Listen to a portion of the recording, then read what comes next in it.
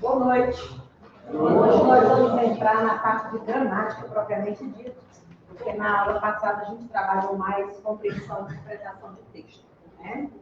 O que nós vamos ver hoje? Hoje eu selecionei 3 assuntos, seguindo o roteiro, né, da banca de vocês. É claro que aquilo que não vai ser citado aqui, porque ele vai ser citado dentro de um outro assunto na outra aula, eu já saí retirando.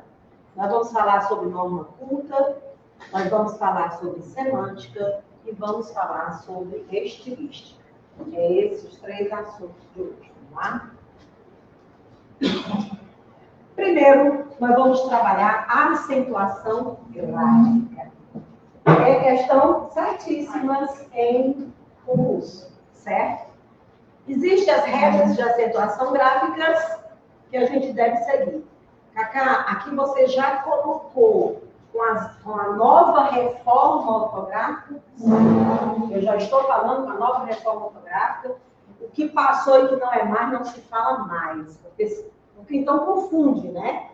Então aqui já vai o que é real, o que as gramáticas já estão trabalhando, certo? Vamos começar pelos monossílabos tônicos, certo? Monossílabo é aquela palavra que possui uma única sílaba. Ele se divide em monossílabo átono e monossílabo tônico. Aí, Cacá, o tônico é porque ele tem acento e o átono é porque não tem acento. Desmancha essa ideia, isso é mentira. Porque eu tenho monossílabo sem acento e ele é tônico. Viu? E aí, como é que eu sei? Bom, existe uma brincadeira bem engraçada, né? Que você pode fazer. Por exemplo, se eu puder dar uma resposta utilizando um monossílabo e essa resposta é compreendida, esse monossílabo ele é tônico, certo? Por exemplo, produto produzido pelas abelhas. Mel é uma palavra monossílaba? Sim. Você entendeu a resposta? Sim. É acentuado? Não. Ele é tônico. Certo? Ele é tônico. Mel é tônico, sol é tônico. Você entendeu?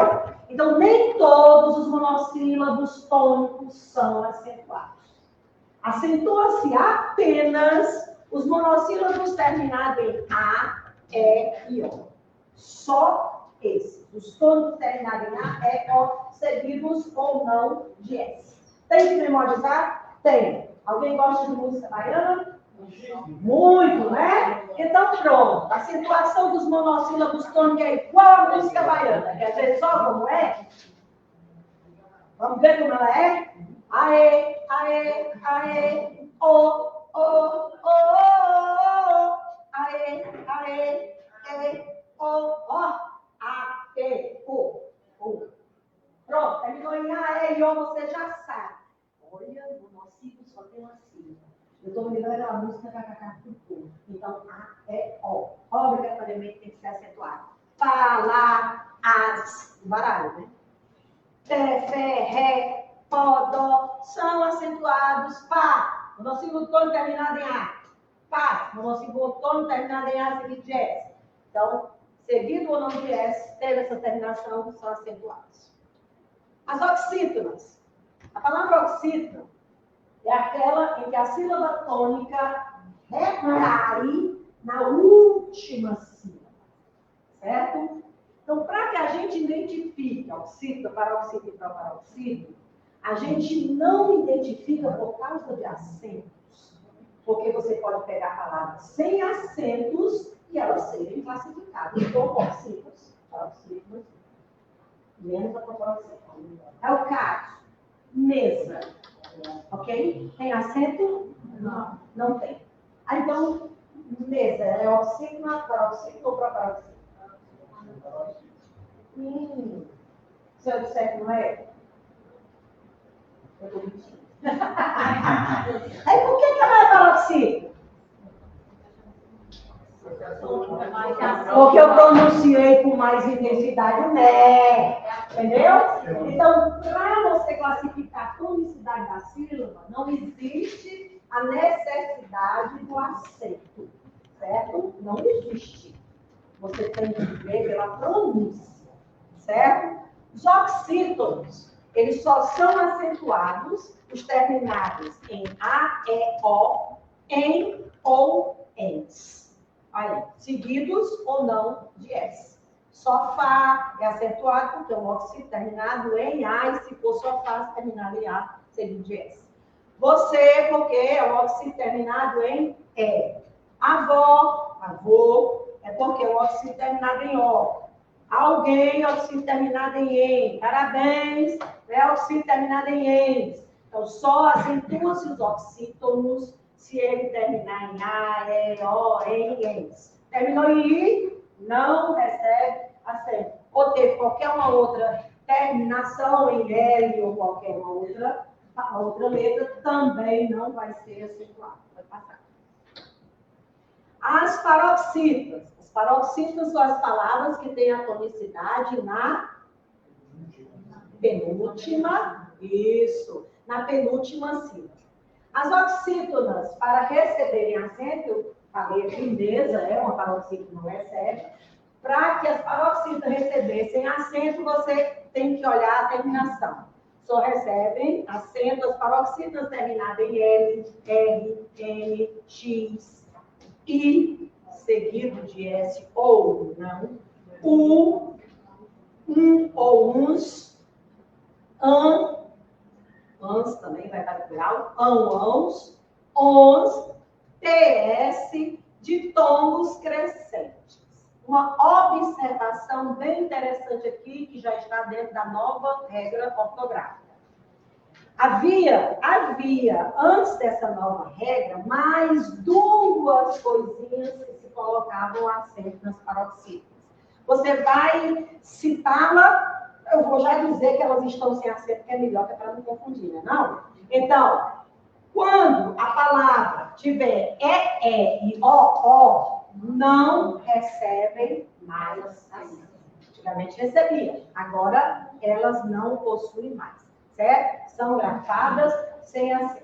É a regra da acentuação das paroxítonas, que é o caso de voo, enjoo, creio, leio, veio, aboliu-se o acento com a nova ortografia. Então, saiu sem acento. Seria bom tirar todos os acentos, né? Vamos para a quarta. Proparoxítona. Todas as proparoxítonas são acentuadas. Ótimo, só tem essa regra. É a melhor delas, né? Então, as palavras cuja sílaba tom, que é a antepenúltima sílaba, elas são acentuadas e recebem o nome de proparoxítona. É o caso de médico, árvore, maiúsculo, ônibus, Pitágoras, lâmpada e etc. Regras especiais. Vamos ver algumas regras especiais de acentuação. Primeiro, vamos falar dos ditongos abertos. Existe palavra em que esse ditongo aqui possui um som aberto, e existe palavra em que eles possuem um som fechado, certo? Por exemplo, o OI, na palavra...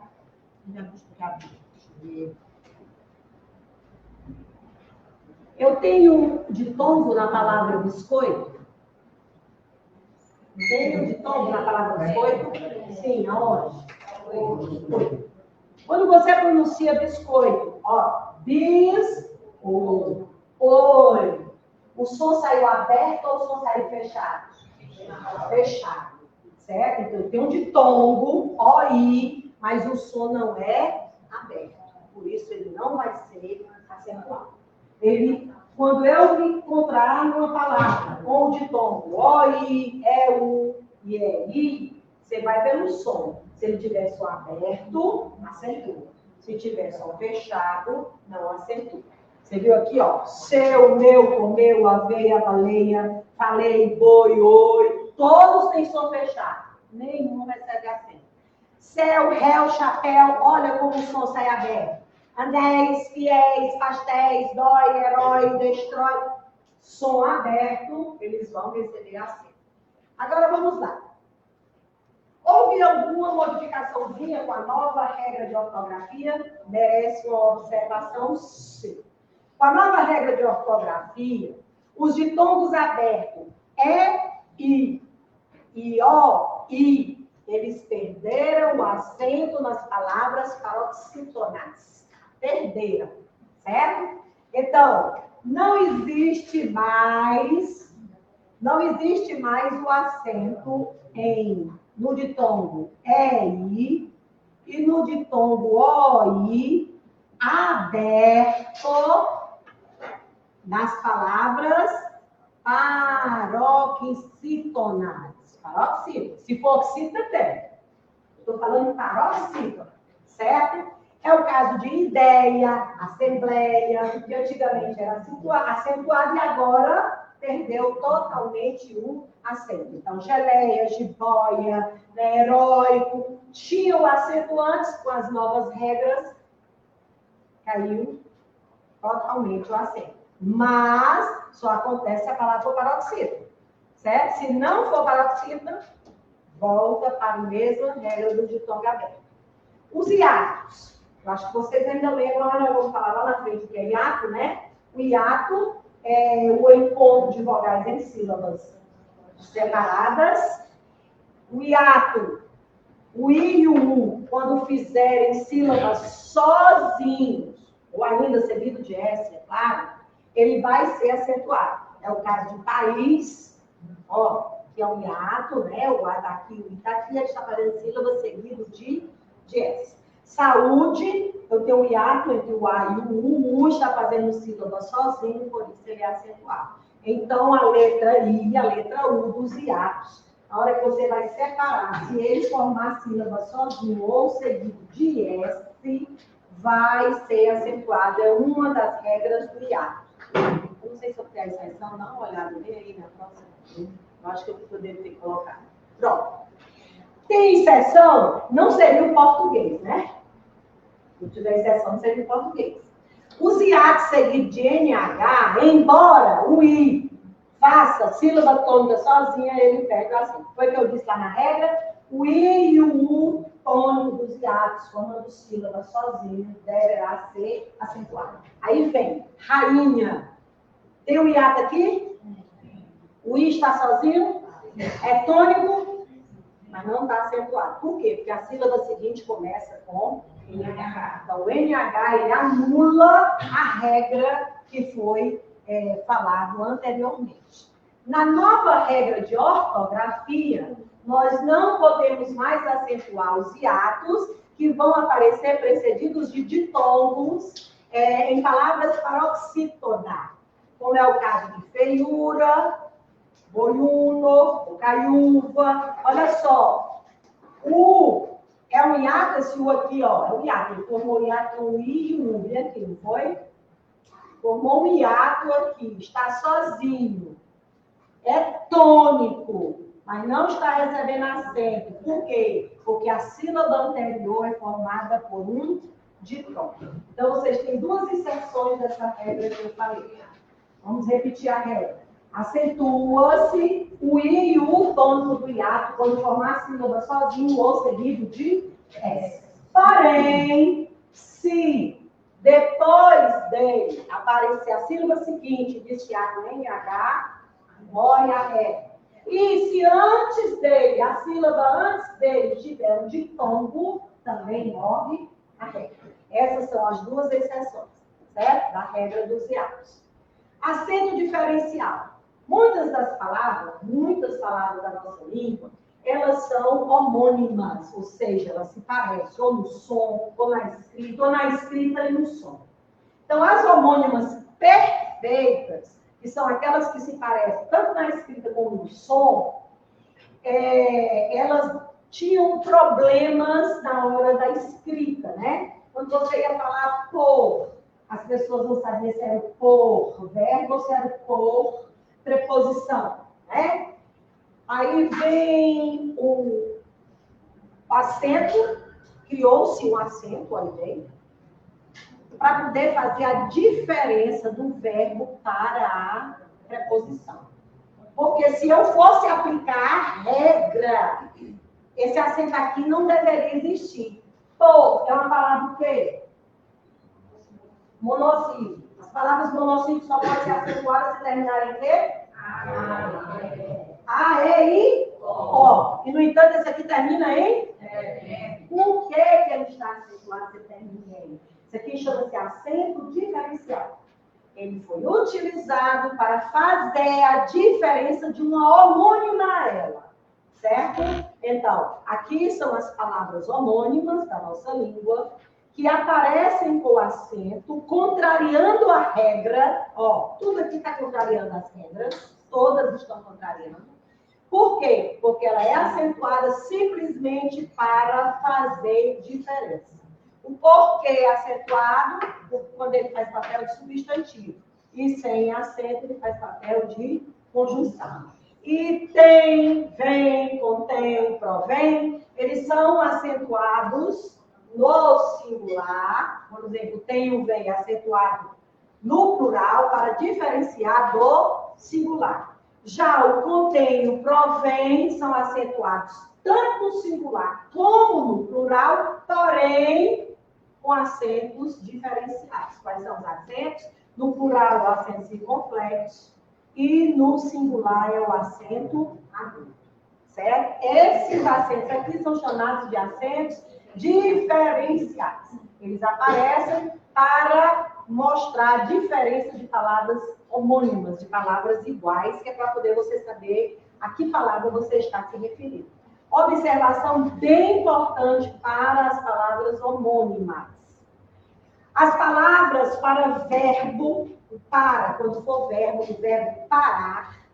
A palavra pelo, substantivo, né? Pelo do gato, pelo do cachorro. A palavra polo, substantivo, polo sul, polo norte. Antigamente, elas tinham acento diferencial. Elas entravam dentro dessa regra, certo? Por quê? O para, verbo, tinha acento para diferenciar da preposição para.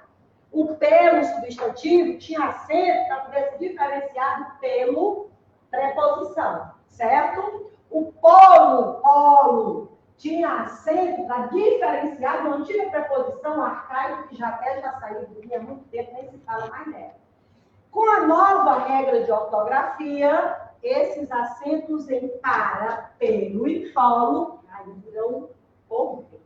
Aí você vai e pergunta, como é que eu sei que esse para que eu estou usando é um verbo ou esse para é uma preposição? Pelo contexto. Você vai na frase e pelo contexto da frase, você vai ver se está diante de uma preposição, se você está diante de um verbo. Mas hoje está tão bom que não precisa mais acentuar, né? Então, tanto faz como tanto fez, e lá entra. Você nem saber se é verbo ou preposição. Opa! A forma pode, no passado, possui um acento diferencial para se distinguir de pode no presente. Né? Mesmo ela não sendo, né, palavras homônimas perfeitas, por causa do som, né? Elas são homônimas apenas nas escritas, homônimas homógrafas, mas elas recebem acento diferencial. Porque a maioria dos acentos diferenciais, eles são usados para palavras homônimas perfeitas. Vocês sabem que existem as homônimas perfeitas, homônimas homógrafas e homônimas homófonas, né? São iguais no som, diferente na escrita. São iguais na escrita, diferente no som. São iguais no som e na escrita, que nós vamos ver tudo isso ainda aqui. Não aqui, mais adiante. Vamos lá. Diga. Toda vez que tem uma palavra, tá. Às vezes ela escreve por D-A-R e outro só por D-A. Pronto. O da acentuado é quando você está conjugando terceira pessoa do singular. Entendeu? Você vai conjugar, seu sujeito é terceira pessoa do singular, então ele tem informação.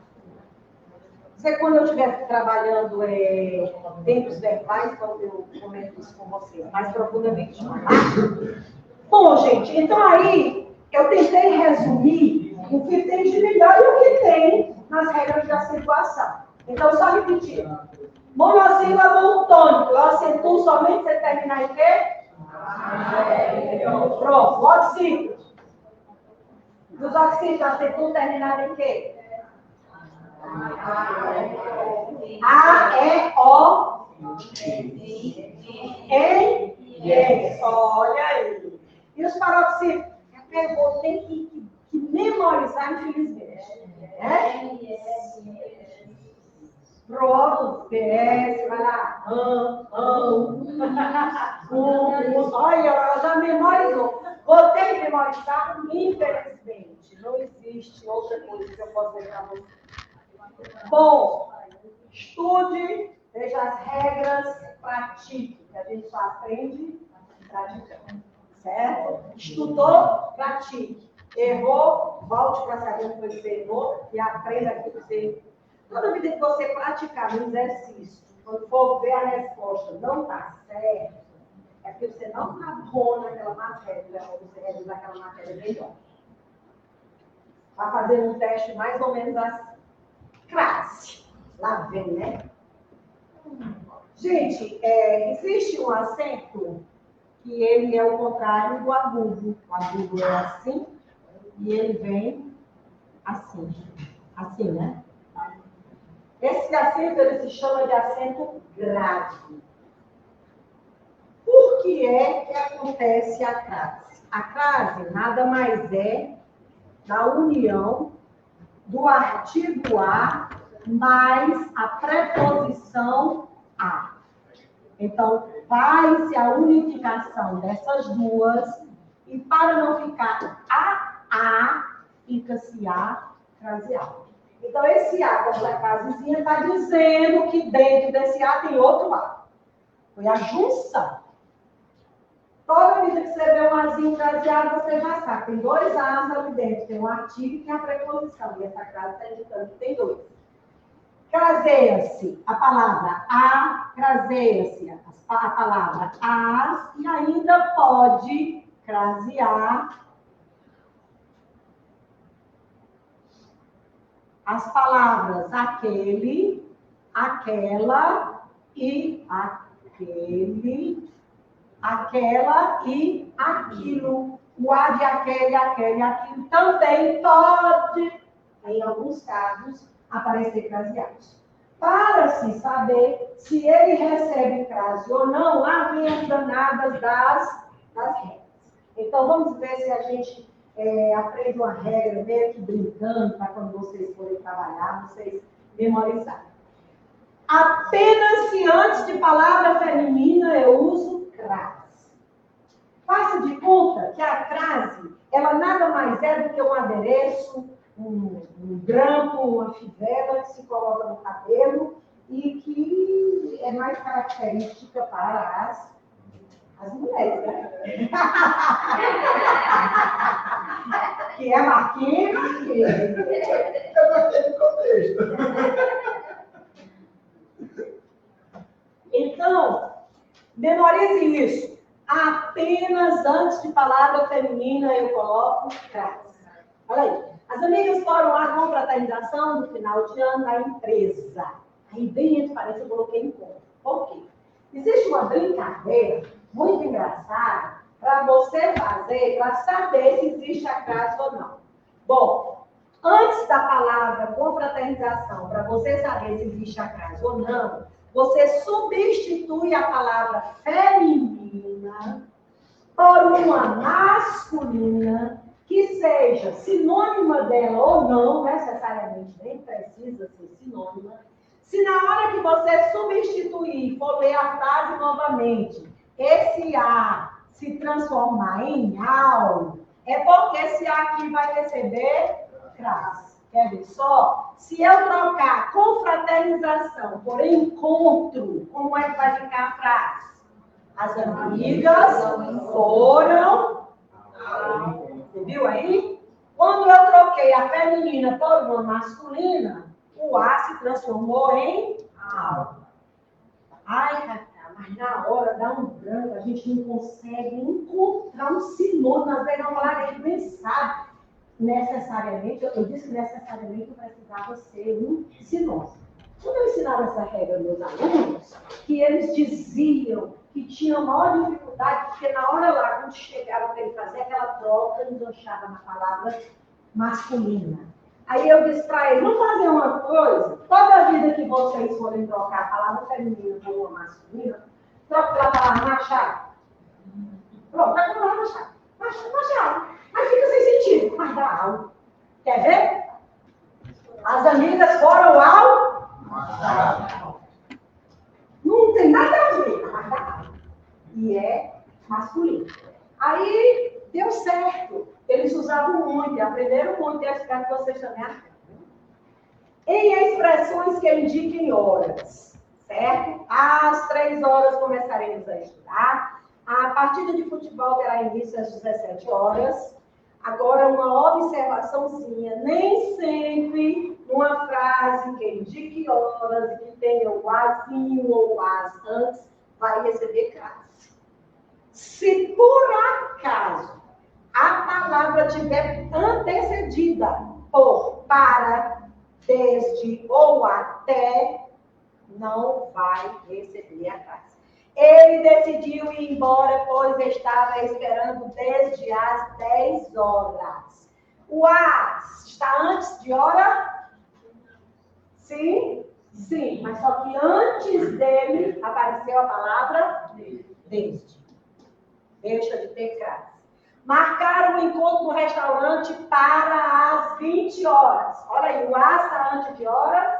Está. Só que antes dele, você tem a palavra para. Não tem frase. Fique tranquilo, eu estarei no trabalho até às 9 horas. Está indicando hora? Sim. Só que antes dele tem a palavra até. Então, na hora que eu pegar uma frase de hora, eu não coloco colocando frase, não. Existe uma exceção. Só se não tiver as palavras para, desde, até. Aí, se não tiver, indicou hora, tem frase. Certo? Antes de locuções adverbiais femininas. Mas todas as locuções adverbiais, não, gente, vocês sabem que existe uma gama de locução adverbial.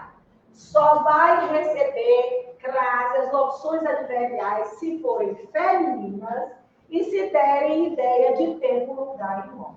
Se for locução adverbial de negação, locução adverbial de negação, locução adverbial de intensidade, locução adverbial de concessão, que existe muitos tipos de locuções adverbiais, não se preocupe, ela tem que indicar tempo, lugar e modo. E tem que ser feminina. Às vezes, chegamos mais cedo à escola. Esse às vezes aqui, tá vendo aí, ó? Ela é uma locução, é uma locução adverbial, é feminina e me dá ideia de tempo. Por isso que ela recebeu classe. Ele terminou a prova às pressas, pois já passava do horário. Às pressas é feminino, é uma locução adverbial e me dá uma ideia de modo.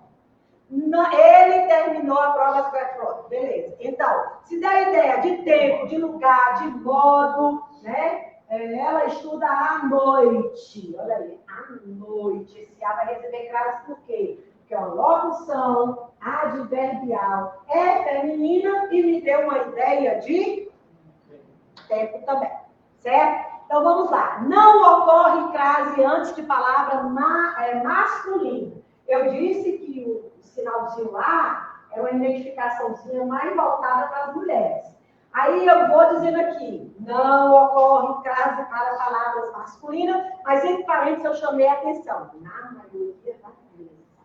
Quer dizer que há possibilidade de uma palavra masculina receber crase? Sim. Quando? Olhe bem, quando é que existe essa possibilidade?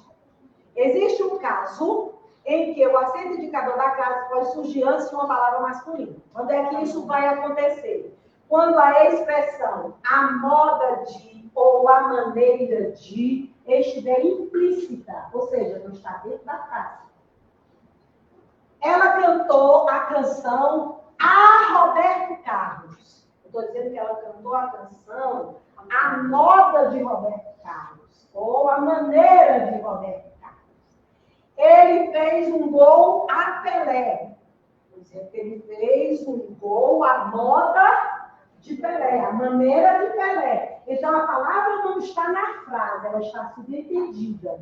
E embora a palavra da frente, Pelé, Roberto Carlos, sejam masculinas, esse A vai receber frase.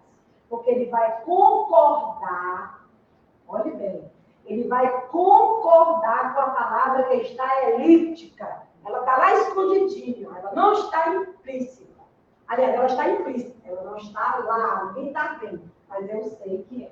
Certo? É só nesses casos. Tirou esse caso aqui, não, nem se preocupe. Foi masculina, não tem. Verbo também não tem. Espero que eu tenha tarde. Eu saí enxugando. Casos em que a crase é opcional. Essas são as melhores regras. Tanto faz ter como ter. Se tiver, tá certo. Se não tiver, também está. Pronto. Antes de pronomes possessivos femininos. Minha, tua, nossa, vossa. Pronto. Nesses casos, se você quiser colocar a crase, coloque que está certo. Se não quiser, não coloque, também está certo. Certo? Antes de substantivos femininos próprios. Antes de Maria, de Joana, de Mariana. Né? Se você quiser colocar, você coloca. Se você não quiser, não coloca, também está certo. Depois da palavra até. Então, depois da palavra até, se você quiser colocar a crase, você coloca. Se não quiser colocar, você não coloca. Certo? Cacá, mas você disse, vem aqui antes, que quando tivesse a palavra até, morria a crase. Mas é só quando o até está antes da junção do artigo mais a preposição, na indicação de hora. De hora. Aqui eu não estou falando de hora não, viu? Cuidado para não confundir. Se tiver o até antes do A, ou antes do A, na indicação de hora, morre crase. Certo? Agora, nesse caso, ele poderia considerar tempo mesmo, não? Sem ser só hora? Não. Pior que não pode. Olha só. Os amigos foram até a praça, lugar. Viu aí? A questão do tempo. Certo? Você falou a questão de horas. Horas é tempo. Aí poderia levar como tempo em consideração. Sim, você Entendi o que você está querendo dizer. Você está querendo associar para poder gravar. Não é isso? Associar o quê? Você está querendo associar alguma coisa para poder memorizar a regra. Beleza. Procure uma maneira que você encontre de associar. Eu gosto muito de fazer isso, de associar para não esquecer regra. Viu? Se assim é melhor para você, você tem um problema. Entendi. Pronto. Pode mandar. Vamos rimar, vamos rimar. Vamos lá. Diante de pronome, crase passa fome. Não use crase. Pelo amor de Deus. Diante de masculino, ninguém coloca isso falar masculino, não. Crase é a especialidade feminina. Diante de ação, aí, palavras repetidas. Então, cara a cara, cara a cara. Esse azinho que fica antes dessas duas palavras vai ter crase? Proibido. Por quê? Porque a palavra é repetida. Certo? Ela não está nas regras que eu dei, mas são coisinhas básicas que eu estou fazendo de uma outra forma para ver se vocês memorizam. Vou lá e volto da crase A. Tudo bem. Tem uma brincadeira que diz: quando eu venho da. Cuidado, peixe dá. Para não ter duplo sentido. Quando eu venho da. Quando eu vou, craseio A. É uma brincadeira muito engraçada, certo? Pronto. Eu vou a Santa Quitéria. Eu vou a Santa Quitéria. Esse A de Santa Quitéria vai receber crase? Não. Volte de lá. Eu volto de. Você não voltou? Dá. Se você voltar de, você não craseia. Entendeu a brincadeira? Diante de cardinal, crase? Nunca. Número cardinal vai ter crase. Quando for hora, crase sem demora. A não ser que antes do A existam as palavras até, desde, pronto. Palavra determinada. O que é a palavra determinada? Eu vou a casa. e se a casa não vai ter crase. Mas se eu disser de quem é a casa, se eu determinar, eu vou à casa de Maria. Eu determinei de quem era a casa, certo? Então vai ter a casa, certo? Sendo a moda, cuidado que eu vou ter que mudar o som, isso aqui não foi criado por cearense, foi criado por paulista. Sendo a moda de crase vai vencer. Ó, a moda, a maneira de, aí vai ter a frase. Adverbial feminina e locução.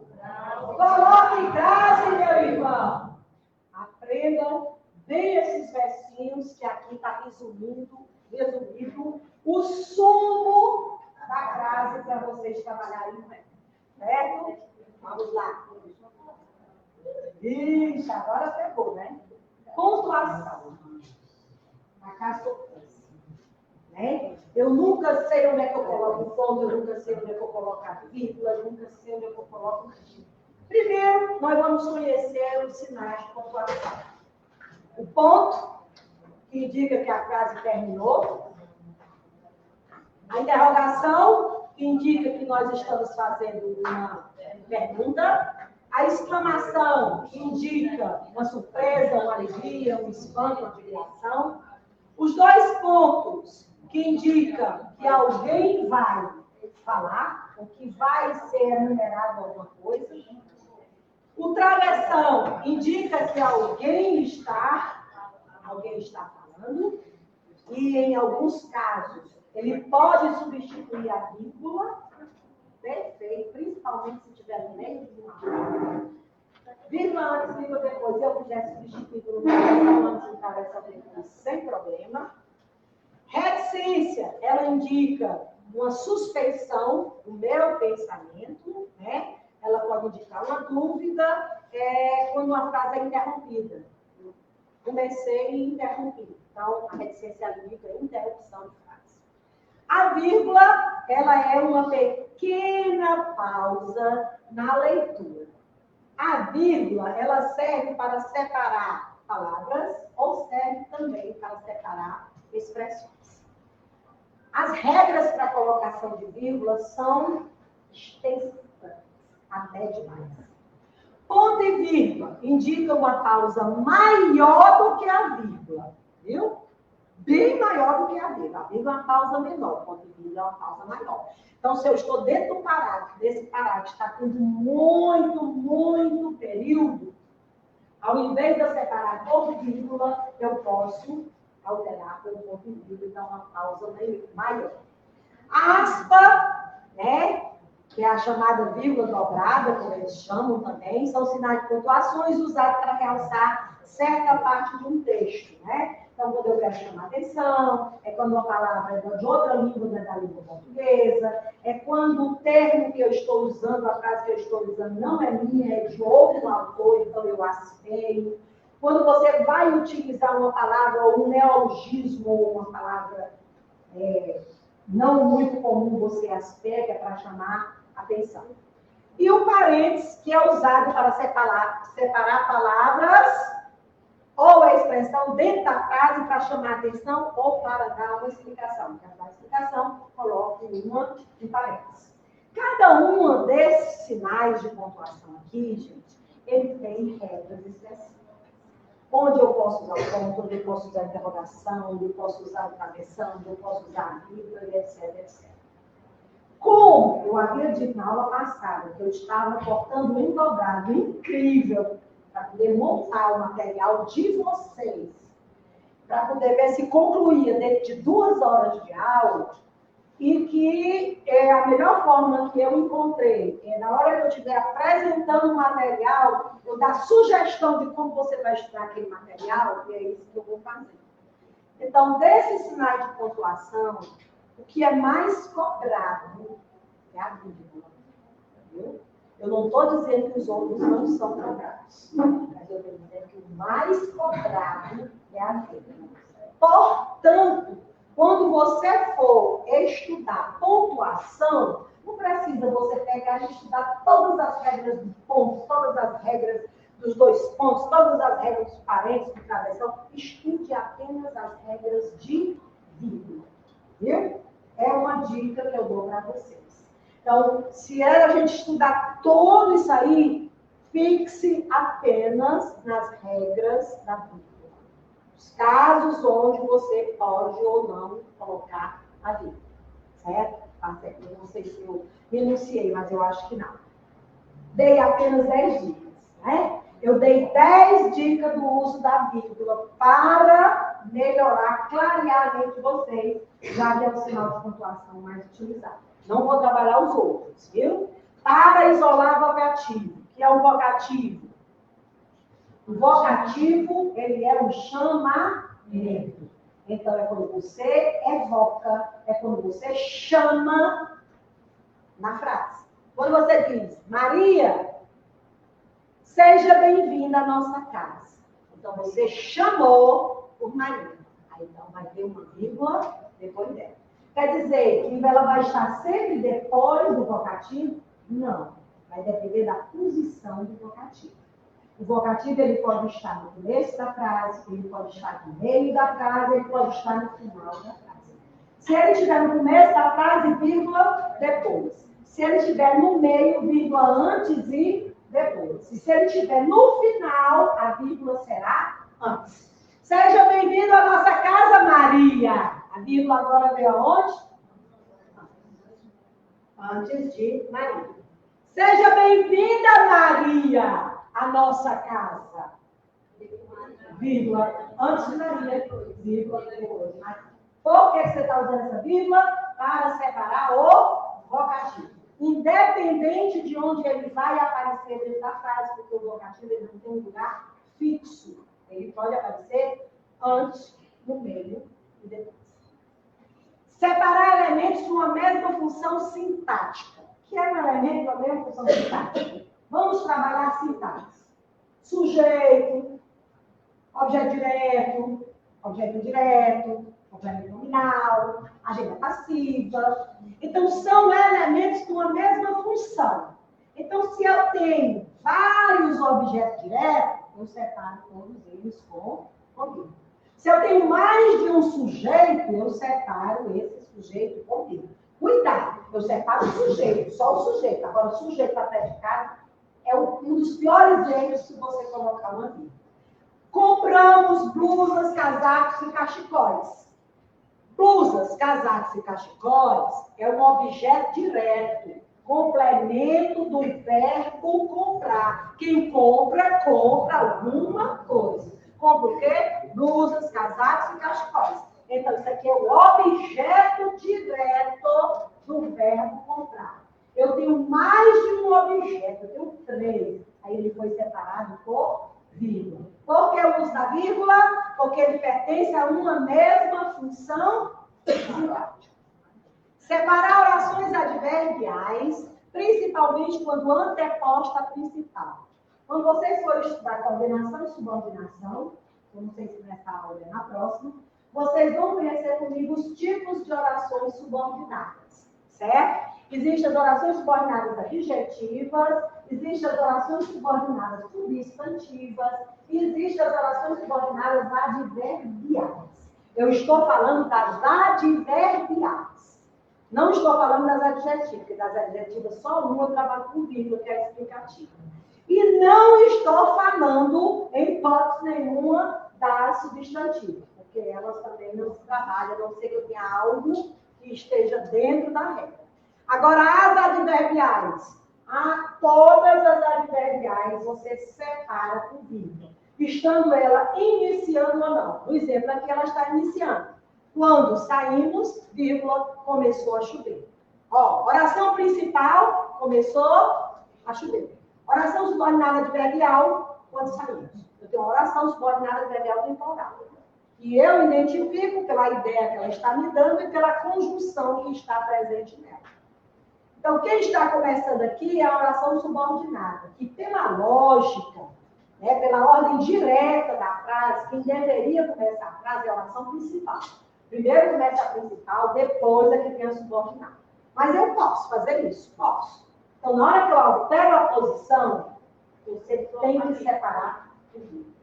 E se eu não alterar, separa também se ela for adverbial. Se for adverbial, certo? Qualquer uma adverbial, qualquer uma. Seja causal, possessiva, comparativa, conformativa, temporal, final, qualquer uma. Isolar elementos repetidos. Olha só, nada poderá nos separar. Foi separado aqui, porque a palavra está aparecendo repetida. E nós, enquanto cearenses, temos o ato de repetir, quando falamos, né? Então, quando for para escrever, separa comigo. Marcar a supressão de uma palavra ou de um grupo de palavras. Supressão é quando eu retiro a palavra, certo? Uma figura de linguagem chamada de elipse. Ou seja, eu tiro uma palavra que já foi falada e eu não quero falar mais. Veja só, Beto fez curso de violão, Lucas de saxofone. Que palavra eu tirei? Curso. Eu não quis mais. A frase poderia ter aparecido, Beto fez curso de violão, Lucas fez curso de saxofone.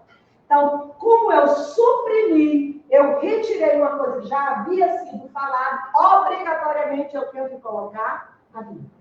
Essa vírgula, ela indica que foi retirada a palavra que já foi mencionada. Separar na datação de um escrito, local, endereço, número, etc. Então, Rio de Janeiro, 23 de fevereiro de 2020, separa-se do local da data, com vírgula. Uma Marquês de Sapucaí, número 2, sei lá, separa-se com vírgula. Toda vida que você estiver trabalhando com data, ou com endereço e número, separe com vírgula. Separar orações coordenadas assindéticas, não ligadas por conjunções. As orações coordenadas, que eu vou falar sobre isso, mas para você entender isso aqui eu tenho que comentar um pouco. As orações coordenadas, elas se dividem em dois tipos, coordenadas assindéticas e sindéticas. A assindética é aquela que não possui presença de conectivo. A ausência de conectivo. A ausência de assíndolo, que é o conectivo. E a sindética é a que tem conectivo. Aí a sindética, de acordo com o conectivo, ela se chama de quê? De aditiva, alternativa, explicativa, conclusiva, né? E alternativa, acho que eu falei. Então, quando eu tiver frases e não tiver conectivo ligando uma para a outra, quem é que faz o papel de conectivo? As conjunções coordenadas. Se eu estou trabalhando com frases coordenadas, então são as conjunções coordenadas que ligam as orações assindéticas para as sindéticas. Então, se eu não estou falando várias frases, eu tenho um período com várias frases, e entre elas não existe o elo conector, que é a conjunção, então trata-se de orações assindéticas. Veja só. Levantou da janela, avistou o vizinho, assinou. Quantas frases eu tenho nesse período? 3. Você conta as frases pelo verbo, certo? Então, eu tenho levantou, eu tenho avistou e eu tenho assinou. Eu tenho 3 frases. Levantou da janela, é uma frase. Avistou o vizinho, é outra frase. Assinou, é outra frase. Entre uma e a outra não existe nenhuma conjunção fazendo papel de elo, de ligação. Não existe conector. Existe uma ausência de conector. Então, eu estou diante de orações assindéticas. É uma figura de linguagem chamada assíndeto, né, que é a ausência de conector. Portanto, eu vou ter, já que eu não tenho conector que liga, eu vou separá-la por vírgula. Cacá, se as duas primeiras não tivessem, mas a última tivesse, por exemplo, levantou da janela, avistou o vizinho e acenou. Eu não posso perguntar mesmo porque eu conector. Quem é o conector? O I. Estou diante de um conector aditivo. Pronto, acabou a vírgula, certo? Aí deixa de ser assindética e passa a ser sindética, de presença de conector. 8. Separar orações coordenadas unidas pela mesma conjunção I, quando o sujeito é diferente. A conjunção I, a maioria das vezes, na maioria, existe uma coisa raríssima quando eu estiver dando conjunção I para lá, do I não ser aditivo. Muito, muito, muito raro o I pode ser adversativo. É até estranho, mas pode. E você detecta dentro do contexto, certo? Ele dá a ideia não de adição, mas de adversidade. Então, o I, ele liga uma oração à outra, é um conector aditivo, trata-se, toda vida que ele aparece, trata de uma oração coordenada cinética aditiva, e não possui vírgula. Mas existe a possibilidade de eu colocar uma vírgula antes do I. Quando? Quando o sujeito da primeira oração for um e da segunda for outro, iniciada pelo I. Olha só. O sol já ia fraco. E a tarde era amena. Quem é a primeira oração? O sol já ia fraco. Quem é o sujeito? Sol. A tarde era amena. Quem é o sujeito?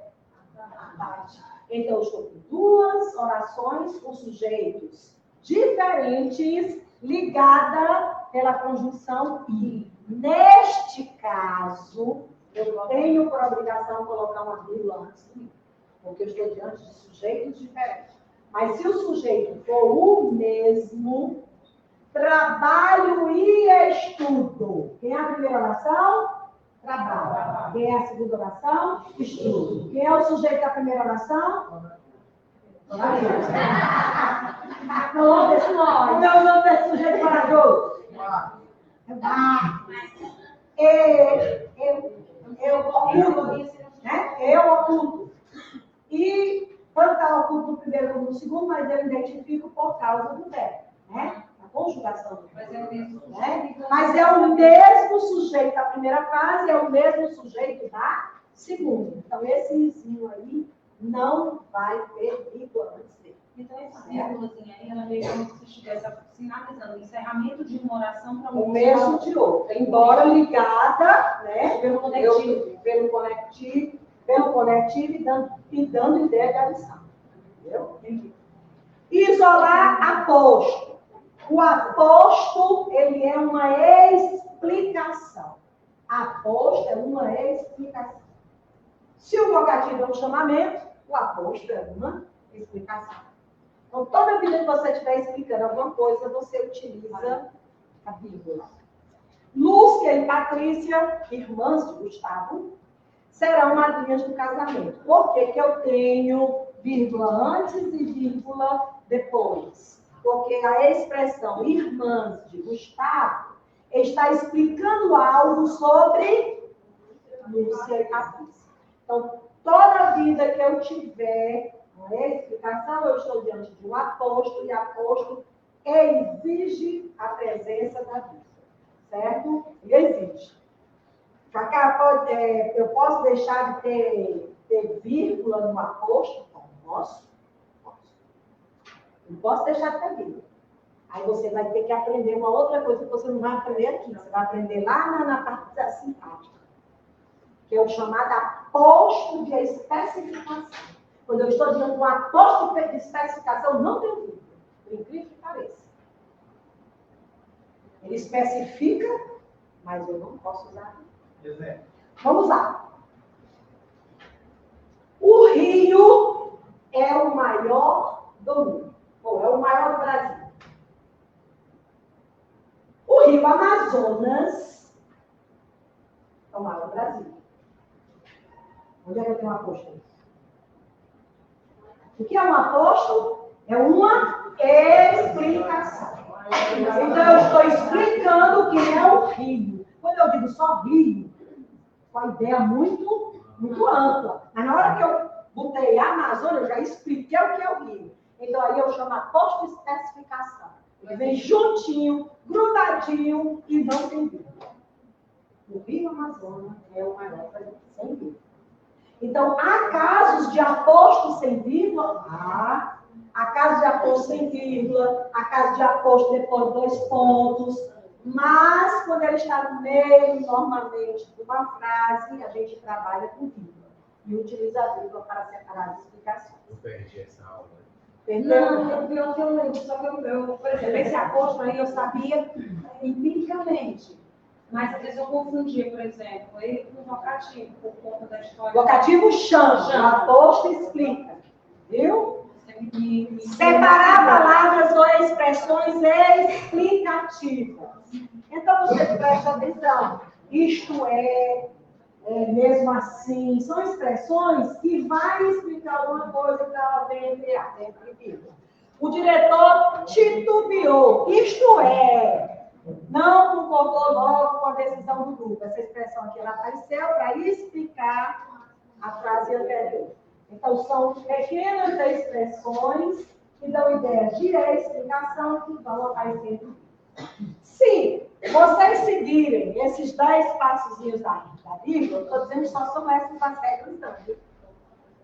Eu quero lhe dizer que não são só essas as regras de vírgula, mas eu estou dando 10 dicas, as melhores, para você trabalhar comigo. Então, você estudando essas 10 está show de bola. Pode até ser que não caia nenhuma questão comigo. Mas pode ser que caia só uma, né? Aí essa uma você vai ter que saber responder. Vamos lá? Formação das palavras. Uou!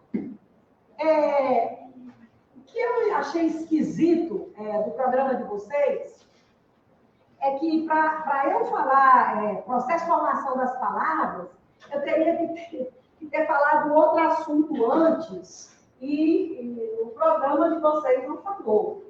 Eu não sei se eu entrando direto aqui, vocês vão entender.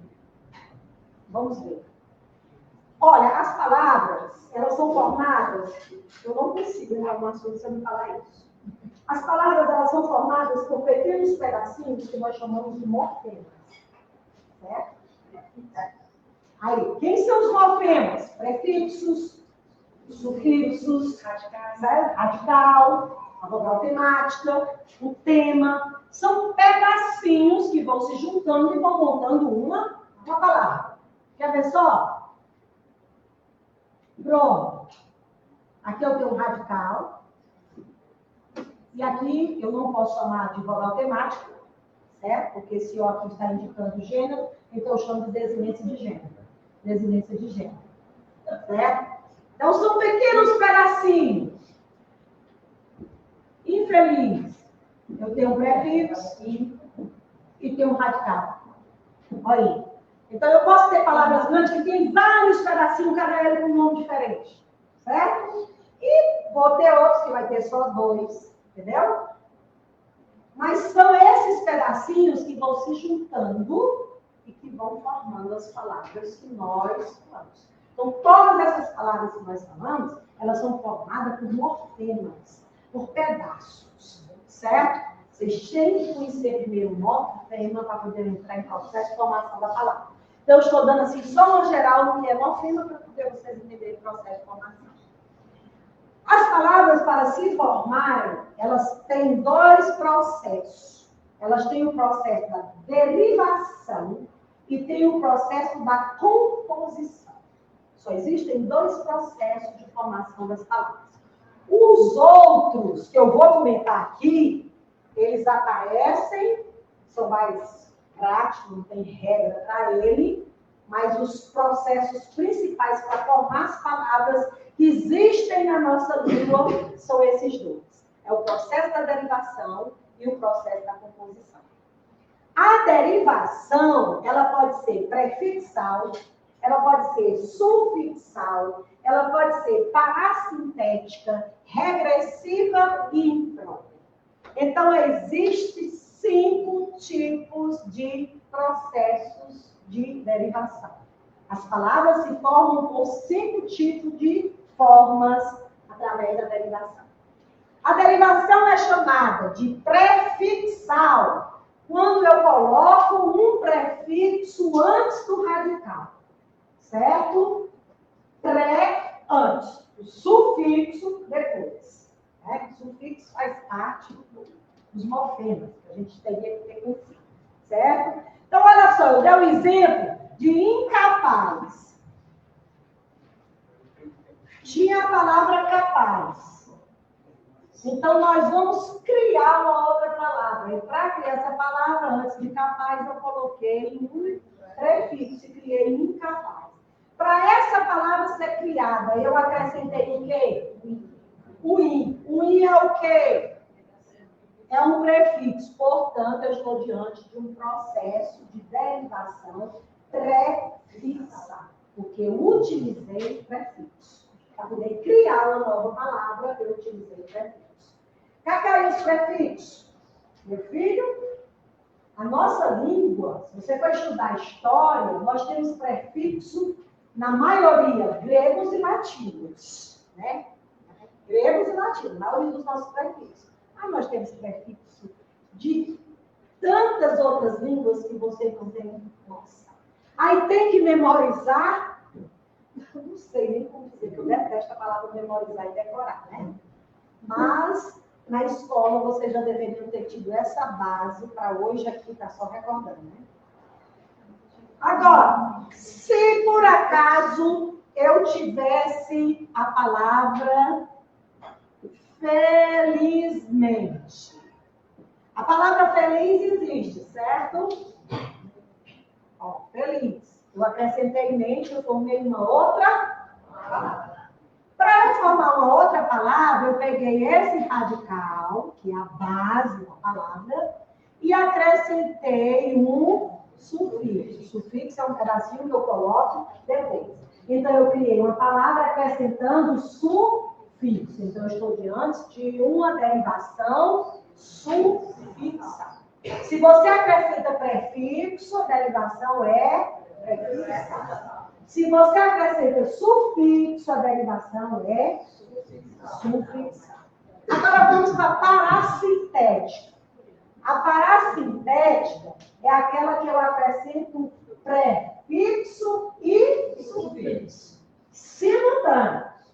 Aliás, simultâneos não. Podem não ser simultâneos. Se for simultâneo, não é parassintética. Aliás, é simultâneo mesmo. Eu sou cometido. Então, olha bem. Eu vou pegar uma regressiva aqui. Envergonhar. Isso aqui é o radical. Isso aqui é o prefixo.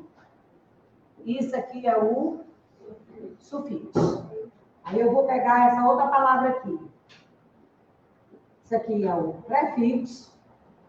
Isso aqui é o radical e isso aqui é o sufixo. Aí você diz assim, bom, infelizmente, eu usei prefixo e sufixo. Envergonhar, eu usei prefixo e sufixo. Então, eu tenho uma derivação parassintética. Mentira.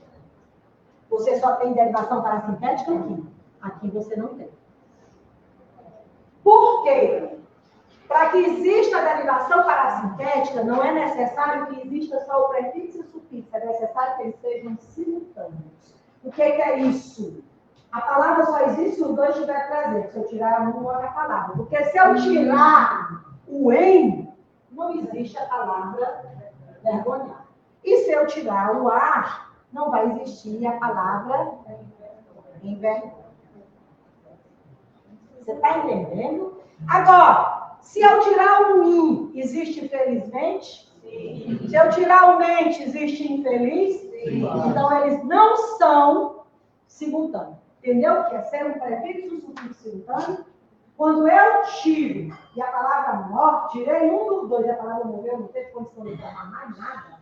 Então, eles são simultâneos, que eu estou diante de uma derivação parassintética. Caso contrário, não é parassintética. Esse caso aqui eu tenho prefixo e sufixo e não é parassintética. E se não é parassintética, que você não mudou o nome lá? Não mudei, mas ela é chamada de prefixal e sufixal. No caso, infelizmente, é uma derivação prefixal e sufixal, porque eu usei prefixo e sufixos ambos simultâneos. Certo? Envergonhar é parassintético, por quê? Porque eu usei prefixo e sufixo simultâneo. Caso não saia, a palavra não existe. O outro tipo da palavra é a regressiva. Agora, a regressiva, eu vou fazer uma tabela e eu quero que vocês anotem essa tabela para vocês, viu? Essa tabela, eu criei essa tabela quando eu dava aula, porque meus alunos não entendiam. Se quiser apagar a frase lá, não, mais tarde. Meus alunos nunca entendiam quando eu ia trabalhar a derivação regressiva, sabe? Aí eu quase que ficava louca para dizer, aí eu explicava, dizia e não entendia. Então eu criei essa tabela que vem, que é o substantivo. Aqui é o verbo e aqui é a ideia do substantivo, certo? Eu vou dar apenas só 2 exemplos. Não vou dar mais do que 2, não. Eu botei vários aqui, mas eu vou colocar só 2 exemplos. Eu vou pegar o alimento, eu vou pegar...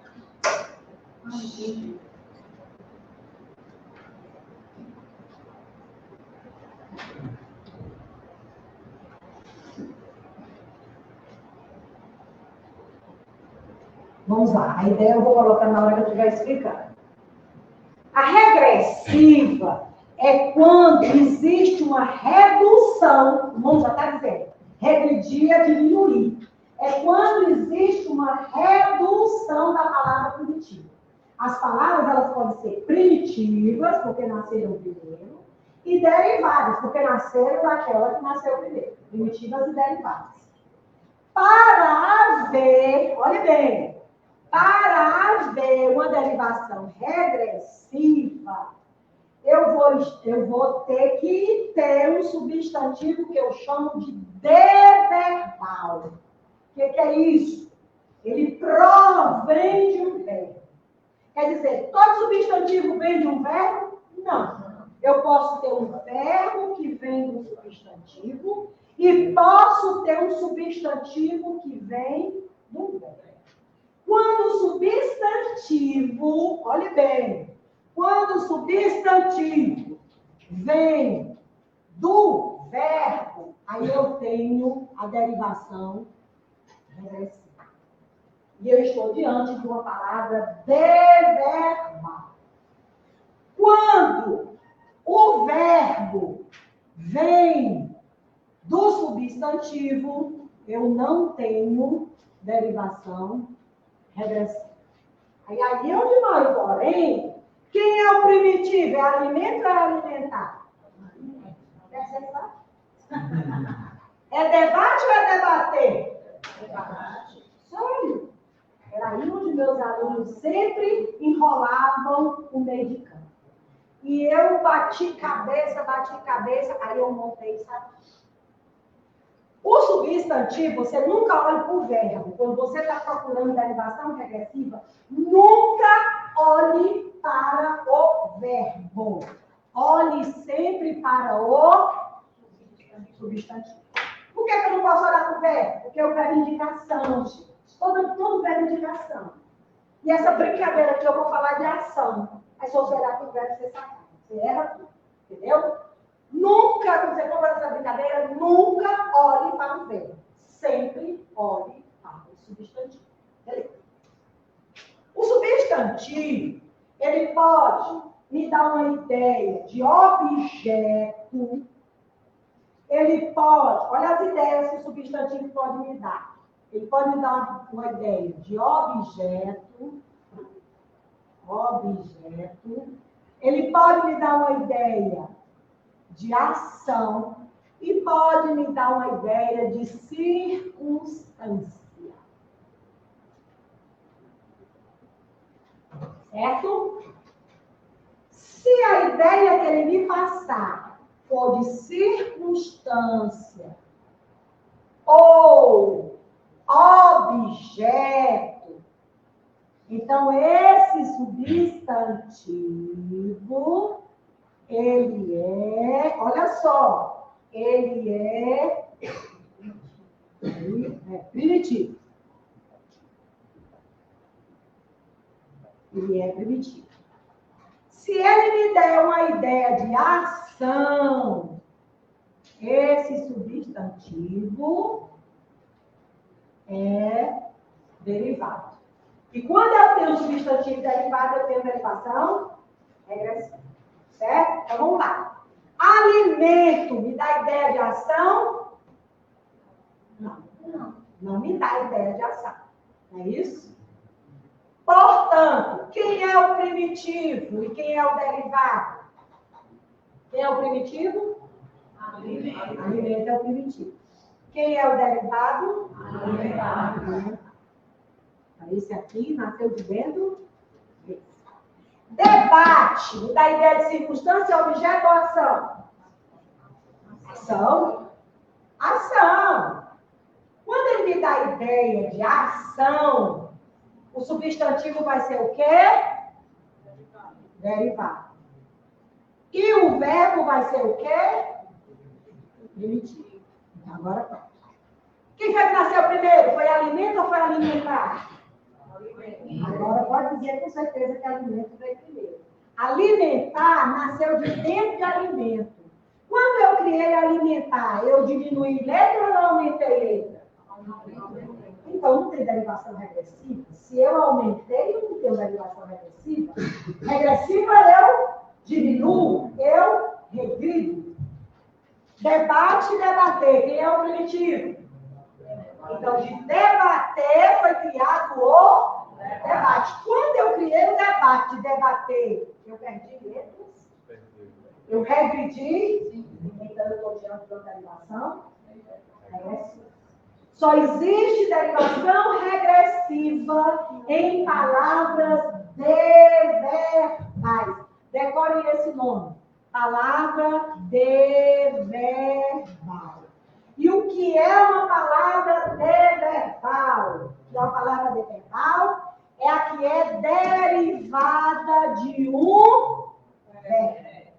Palavra deverbal é aquela que é derivada de um verbo. Vamos testar para ver se vocês aprenderam? Âncora e ancorar. Eu estou diante de uma derivação regressiva ou não? Não? Agora vai me explicar um pouquinho. Escrevi aqui. Âncora e ancorar. Ancorar. Vamos lá. Eu olho sempre para quem? Nunca para o verbo. Sempre substantivo. Quem é o substantivo? Me dá a ideia de circunstância, objeto ou ação? Objeto. Quando ele é objeto, ele é o quê? Primitivo. Portanto, o verbo vai ser derivado. Quando o substantivo é primitivo e o verbo é derivado, eu estou diante de uma derivação regressiva? Não. Porque não houve regressão, não houve supressão de letras.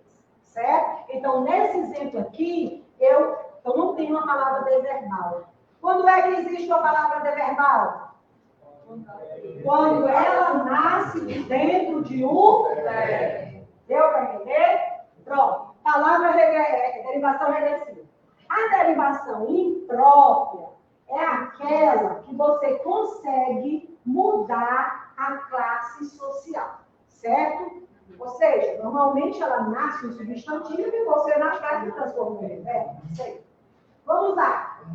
Se eu perguntasse jantar. Jantar. É verbo ou é substantivo? Jantar é verbo ou é substantivo? Vamos lá. Não estou mais falando de regressão não, viu? Jantar é verbo ou é um substantivo? É um verbo. Jantar é um verbo. Olhe bem. O jantar estava maravilhoso. Nesta frase, jantar é verbo? Não. É o quê? Viu? Eu transformei uma palavra que nasceu verbo, você me disse que ela nasceu verbo, mas eu criei uma frase, e nesta frase eu transformei essa palavra no substantivo. Sem mudar a escrita dela, sem nada. Só com o determinante, né? O verbo do determinante. Então, o que é que isso acontece? Houve o que eu chamo de derivação imprópria. Então, é quando eu transformo adjetivo em substantivo, é quando eu transformo verbo em substantivo. É quando eu mudo a classe gramatical da palavra. Não! É o quê? Pertence aqui classe gramatical.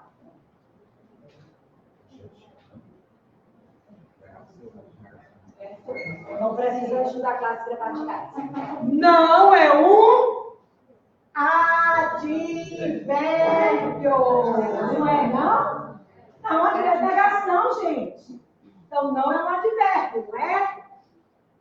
Não aceito o teu não.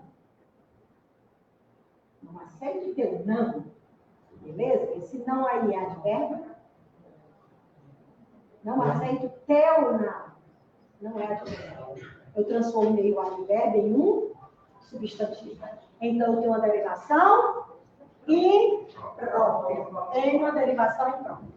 Bom, então, quais são os tipos de derivação? Prefixal, sufixal, parassintética, regressiva e imprópria. Cuidado que a parassintética ela pode se desmembrar e também ser chamada de prefixal e sufixal. Para que isso aconteça, basta que os afixos, ou seja, prefixo e sufixo, não sejam simultâneos.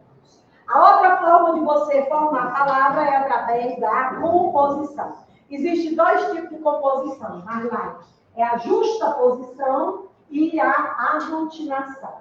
Na justaposição não existe alteração na palavra, certo? E na aglutinação existe alteração na palavra.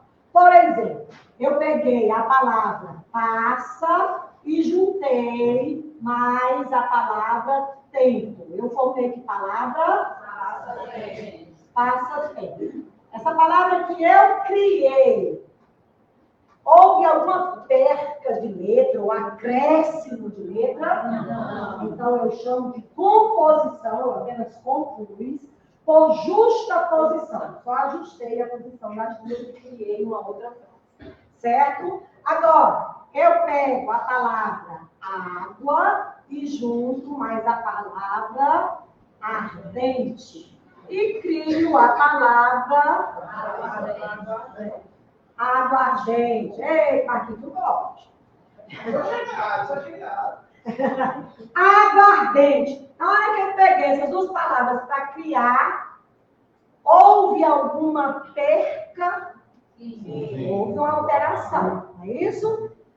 Houve uma alteração em uma das palavras primitivas. Qual foi essa alteração? Houve a perca da letra A. Então, eu tenho uma composição por aglutinação. Eu juntei, e na hora que eu juntei, eu aglutinei uma das letras. Por ser iguais, é como se as duas se juntam, e por serem diferentes, é como se eu suprimisse uma delas. Né? A composição ela é mais fácil do que a derivação. Vai passar. Além da derivação e além da composição, você pode encontrar neologismos, onomatopeia, hibridismos e abreviações. São outras formas que nós temos de criar palavras. O neologismo é quando você cria a palavra que não existe na língua portuguesa. A palavra que você inventou, que você está querendo colocar dentro da língua portuguesa, aí você chama de neologismo. Uma vez, eu vi na parede de um muro uma declaração de avó assim. Deixa eu escrever aqui para vocês. Olha que linda, mas tem um baita do neologismo, né?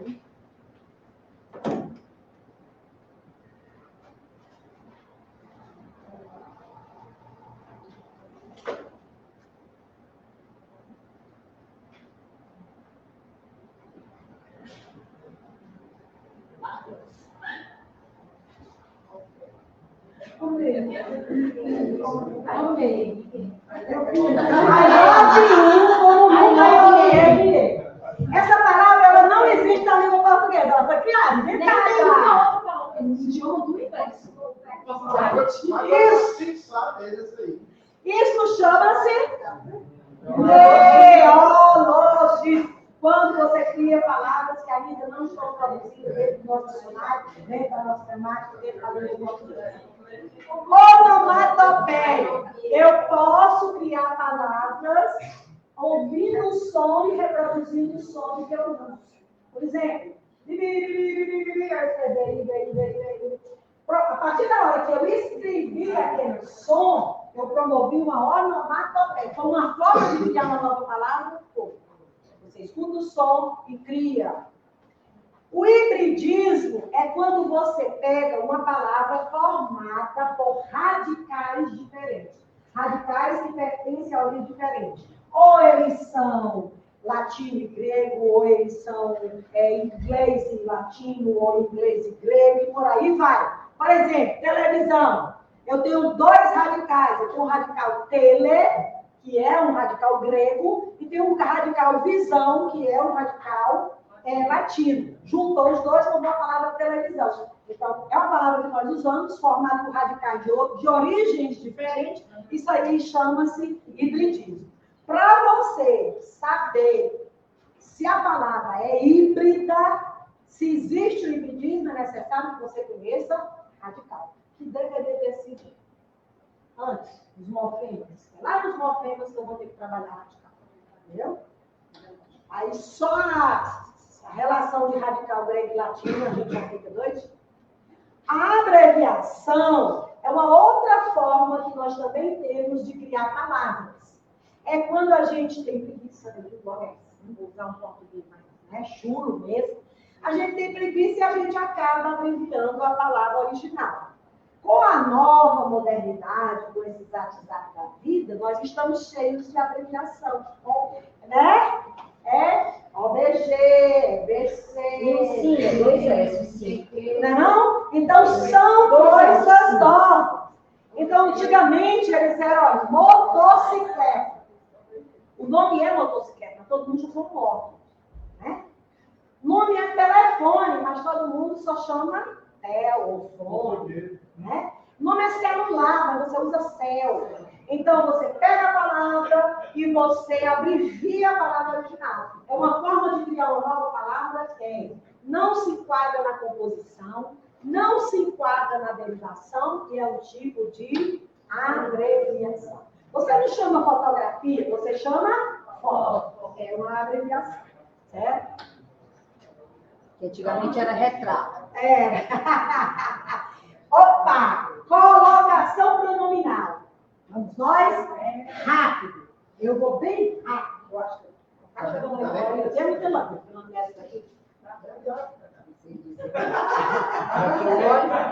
bebo água. Hidratar os rins. Essa daí é Cuidar. a 15ª. Uau, eu bem 20. 23. Colocação pronominal. O pronome oblíquo o átomo que eu vou falar só acontece com o pronome oblíquo o átomo.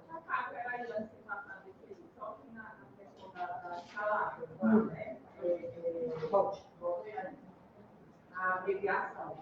Porque assim, quando a gente vê a palavra foto, não é a palavra celular, a gente já percebe que é abreviado. Mas foto, a gente tem muito que é antes que foto.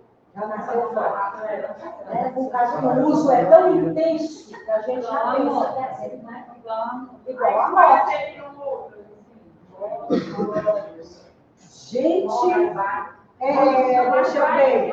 A que eu citei curta-metragem, mas é tão pouco usada, eu usei aquelas que tem mais. Pode por exemplo aí. 3 jogos. Cinema, você não chama cinema, você chama cine. Né? É devido ao uso. É o uso. Você usa tanto. Olha, a palavra você, ela não nasceu você. Ela voz você. Aí começou a evolução, aí de voz de ser, ela foi diminuindo, acabou virando você, acabou virando você, hoje é VC, e acredito que daqui uns tempos só vê. Mas é assim. Certamente. Então só o ser, né? Antes sempre assim, vamos à praia. Fui. Meu sobrinho, eu vou contar a história bem engraçada, você lembra disso aí, né? Ele passou e disse assim, com a minha filha, menina, pega aqui, a Toninha, vai lá. Aí a minha irmã disse assim, por favor, né? Aí eu disse, você disse, por favor, disse, vai lá. Meu Deus do céu. Eu digo a mudança dos tempos, minha filha.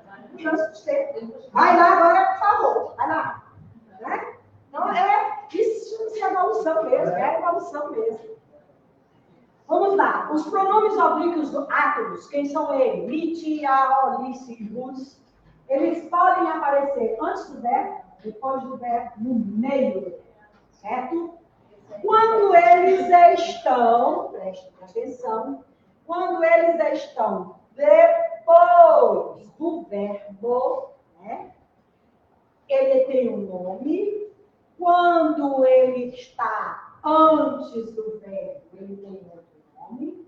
Quando ele está no meio do verbo, ele tem outro nome. Quais são os nomes? Próclise, ênclise e mesóclise. Então, eu tenho próclise, olha só, próclise quando ele está antes do verbo. Eu tenho ênclise quando ele está depois do verbo. E eu tenho mesóclise quando ele está no meio do verbo. Então, quer dizer que eu posso colocar antes, no meio, depois, tudo certo? Não, senhor. Não é assim que a banda toca, não. Então, vira bagunça. Existem as regras da ênclise, da próclise e da mesóclise. Eu tentei resumir aqui. Próclise. Acontece a próclise através da atração. Então, tem palavras que têm o poder de atrair o pronome para ela. Quem são essas palavras que têm o poder de atração? O advérbio, pronome relativo, pronome definido, pronome demonstrativo, conjunção subordinada e a palavra com ideia negativa. Qualquer palavra com ideia negativa que já entra aqui nos advérbios de negação. Todas essas palavras elas têm o poder de atrair. Sempre que ela estiver na frase, ela vai atrair o pronome. Ela atrai o pronome. Certo? Se eu dissesse, não fale, eu ia dizer, não me fale, ou ia dizer, não fale-me. Não me fale. Não me fale. Bom, quem foi que atraiu o pronome para cá? O nome. Você pode dizer que foi uma palavra de ideia negativa ou uma advérbio. Então, todas essas palavras aqui, quando ela aparecer antes do verbo, ela tem o poder de atrair o pronome. Certo? Eu vejo muitos erros a respeito do mim e do me. Porque o me, ele é um pronome habituado. Já o mi, não. Certo? E a colocação pronominal entre os próprios mesóclises só acontece nos pronomes oblíquos átomos. Eu já comecei dizendo, só ocorre com pronomes pessoais oblíquos átomos. Quem são eles? Lidiaolicismos. Certo? O mi aparece sempre depois de preposição. Né? Ele é átomo? Né? Mas aparece sempre depois de preposição. Vamos lá. A ênclise. Duas regrazinhas para você aprender a ênclise. Não se inicia a frase com pronome oblíquo a. Portanto, a partir de agora, nada de dizer me dá. O certo é dê-me, dá, qualquer coisa do tipo. Frases imperativas. Frases com sentido imperativo de ordem pedido. Se tiver o nome do átomo, ele vai aparecer onde? Depois do verbo. A mesóclise, só tem dois casos para acontecer a mesóclise. É se o verbo da frase estiver no futuro do presente ou no futuro do perfeito. Só nesses dois casos. Cabe a você saber como é que o verbo é futuro do presente e o verbo é futuro do perfeito. Viu? Cacá quer dizer, se eu pegar uma frase e tiver futuro do presente, futuro do perfeito, eu quebro o verbo, jogo o pronome no meio. Se tiver uma palavra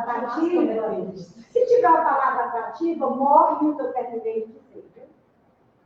Aí, ao invés de a mesóclise, vai acontecer a próclise. Portanto, a próclise, ela é mais forte do que tudo, todas elas, né?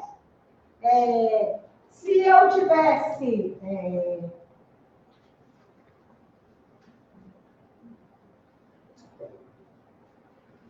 sentirei. Que Quero que você coloque o pronome me. Sentirei está no futuro do pretérito ou no futuro do presente?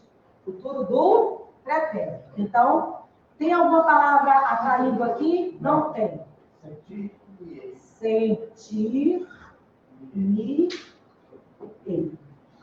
Agora, se tivesse assim, não sentirei, ia ter a mesóclise? Ia? Não. Eu estou com um mão bem grande atraindo. Seria o quê? Não, Seria uma prótese.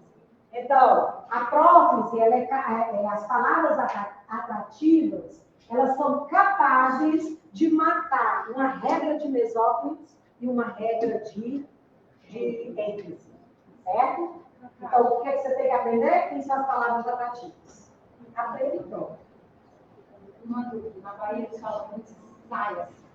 Saia. Se você pega saia, tipo, uma ordem, Sim. então ordem É o erro, como se dissesse também, no D, né? É. Eu terminei de falar aqui. Porque ele está utilizando o pronome oblíquo iniciando uma frase, não se inicia a frase com pronome. Exato. O pronome oblíquo. Aí você fala se saia. Aí eu fiquei. Saia sim. Deveria ser saia, assim, né? Aqui são só alguns exemplos que eu coloquei de ênclise, prótese e mesóclise. Não o quero aqui. Por que houve a prótese? Por que veio antes do verbo? Por atração da palavra negativa? Não. Isso me lembra algo. Por que houve a prótese? Por atração do pronome demonstrativo. Deus nos dê força. Por que houve a prótese? Por conta de uma palavra, de uma frase imperativa. Quando te deram a notícia, houve a prótese por conta de uma frase interrogativa. Eu acho que eu não citei lá, mas ela ocorre também a prótese. Aí, depois de terminar, chamem-nos. Como antes do verbo não tem nenhuma palavra que atraia e está com uma vírgula, não tem nem o pé do perigo de aparecer um pronome oblíquo aí, que a vírgula não deixa. Viu? O seu maior sonho é casar-se, não é se casar, é casar-se. Por que não é se casar? Porque eu não tenho palavra nenhuma que atrai esse si para antes do verbo. Sim, o verbo ser não atrai nada. Surpreendi-me com o café da manhã, porque não é me surpreendi, porque eu não começo frase com pronomes oblíquos. E a mesóclise, aqui. Frase do futuro do presente, frase do futuro do pretérito, sem atração, quebra-se o verbo, coloca-se o pronome. Eu quebro o verbo até onde? Até a letra R, viu? Coloco o pronome depois do restante do verbo. Sempre. Existem colocações pronominais em locuções verbais. Uma coisa é você aprender a colocar os pronomes em verbos, e outra coisa é você aprender a colocar o pronome em locução verbal. Locução verbal é composta de 2 ou mais verbos. Aí eu tenho uma locução verbal, né? Eu tenho o verbo dever e tenho o verbo explicar. Aí o que eu faço? O me vai ficar no meio, vai ficar depois do segundo verbo, vai ficar antes do segundo verbo. Então, lá vem o problema. Quando se trata de uma locução verbal. Toda vida que eu tiver uma locução verbal, você usa o pronome enclítico depois do verbo auxiliar. Toda locução verbal ela é formada por um verbo auxiliar mais um verbo principal. No caso, o verbo auxiliar aqui é devo e o auxiliar aqui é explicar. Certo? No caso, o verbo auxiliar aqui é foi e tinha, e aqui o verbo principal é explicado e feito. Portanto, se eu tenho uma locução verbal, sempre vai acontecer do pronome estar no meio dos dois verbos ou no final do segundo verbo. Correto é dizer, devo-lhe explicar ou devo explicar-te. E se tivesse um não antes? Ou tivesse quando? Não te deu. Opa! Aí, ó, a palavra já atrai, não é isso? Então, o pronome já vai vir para cá. Porque a palavra já está atraindo. É isso que eu disse a vocês que a próclise ela anula qualquer uma outra vez. Então, caso não haja palavra que atraia, né? Que é o caso da próclise, então eu vou usando a ênclise depois sempre do verbo auxiliar. Olha, foi-lhe explicado como deveria agir. Ênclise vai ficar no meio do verbo auxiliar. Entre o verbo auxiliar e o verbo principal. No caso aqui, eu tenho uma locução verbal, onde o segundo verbo está no infinitivo, e tem uma locução verbal, onde o segundo verbo está no particípio.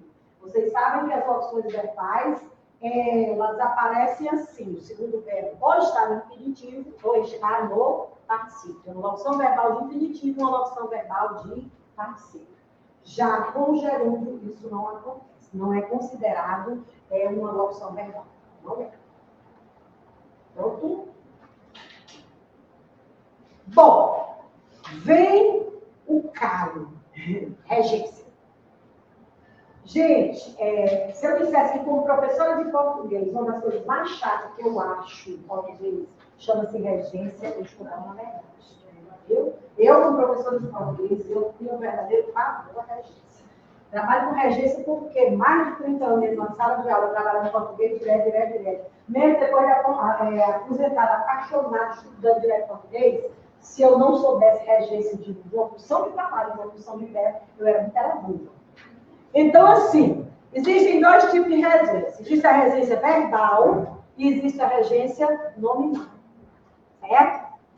O que é a regência?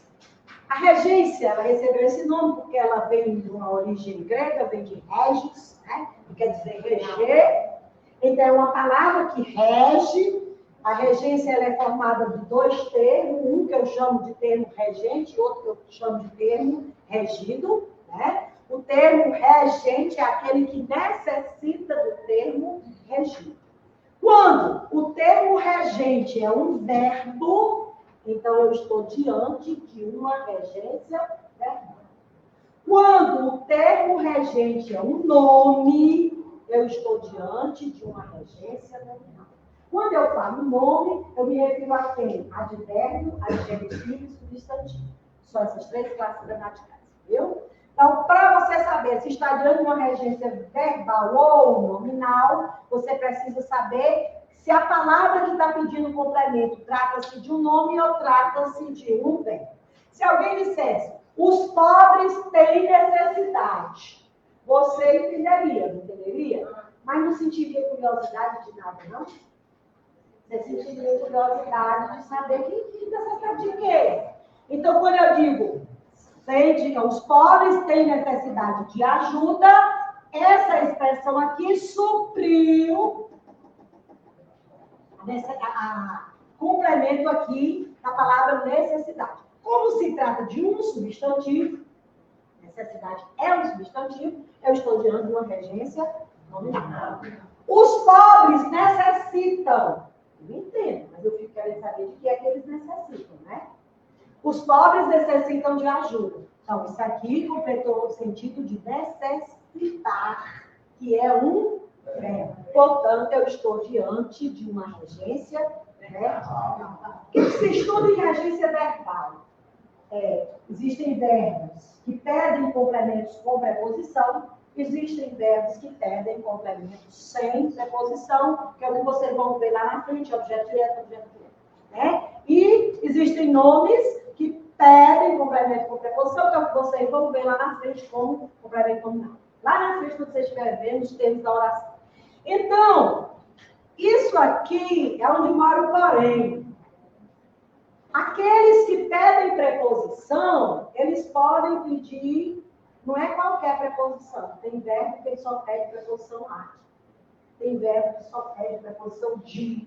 Tem verbo que só trabalha com a preposição com. Tem verbo que pode trabalhar com 4 tipos de preposição que fica correto. E aí? Como é que eu faço? Na decoreba mesmo. É decorando mesmo. Então, como é que eu oriento? Não existe regra de regência, não. Entendeu? Não existe regra de regência, não. Como é que eu aconselho vocês a estudarem regência? vocês olhem as palavras que mais aparecem na regência verbal. Quais são os verbos que mais aparecem cobrados em prova? É o visar, é o aspirar, é o necessitar, é o preferir, é o namorar. Esses são os obedecer, desobedecer. São os verbos que mais aparecem em prova, são esses aí. Em regência nominal, eu não sei nem me dizer, porque existe uma gama de nomes que pede muito complemento. Então, o que eu aconselho? Pegue exercícios e vá responder. Quando você errar, aí você vai estudar o porquê que você errou. Aí você vai aprendendo que é porque aquela palavra ela só pede regência tal. Né? E quando eu tiver um verbo que pode ter complemento e um verbo que pode não ter, por exemplo, o verbo visar. O verbo visar, ele pode ter vários significados. Né? Visar pode ter o significado de dar visto. Visar pode ter o significado de desejar, de pretender, de almejar, né? Então, dependendo do significado, aí eu vou saber se ele pede ou não preposição. Visar no sentido de dar visto, não pede. Visar no sentido de desejar, querer, pede. O aspirar no sentido de desejar, querer, pretender, pede preposição. Aspirar no sentido de inalar, de cheirar, já não pede preposição. Então, isso aí são significações e eu vou ter que decorar mesmo. Não tem para onde correr, não. Existem muitos verbos e muitos nomes. Não precisa ser trabalhar com muitos. Trabalhe só com aqueles que aparecem com mais frequência. Ontem eu estava fazendo assim, uma relação, eu acho que eu fiz, eu não sei se eu fiz. Os meninos, eu acho que eu vou fazer uma relação para eles. Não fiz. De palavras que pedem os verbos que aparecem com mais frequência, eu até já citei para vocês. Obedecer, desobedecer, aspirar, visar, pretender, namorar. Todos esses aí são batidas para cair em prova. São muito frequentes cair em prova. Já os da regência nominal aparecem mais com substantivos, né? Com substantivos. Necessidade é uma que aparece com muita frequência. Amor. Deixa eu ver. Olha, gente, se eu dissesse, eu vou acabar dizendo tudo. Eu disse, eu só vou dar uma sugestão aí. Exercita. Faça. Eu poderia passar uma aula todinha com você e não era regra. Eu ia dar uma tabela e você ia ter que decorar a tabela. Então, só isso. Então, exercitem, peguem provas anteriores, olhem nas provas quais são os nomes e quais são os verbos que caem com mais frequência. Tentem responder, vejam onde errou, vá lá e procurem saber por que eu errei. É porque a danada da regência que pede A e aqui botou A. É porque ela pede D e aqui botou A. Então, é só uma coisinha de nada que acaba fazendo a gente errar, viu? Sintaxe da concordância. Existem dois tipos de concordância. Concordância verbal e concordância nominal.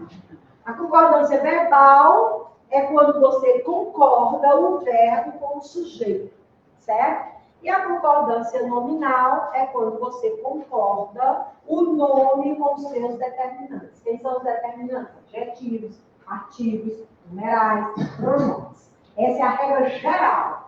Geral. Mas só que eu não posso dar a regra geral. Existem as regras menores. As regras que não vai dar para dar todas as regras menores. Vamos ver um pouco de regra de concordância verbal.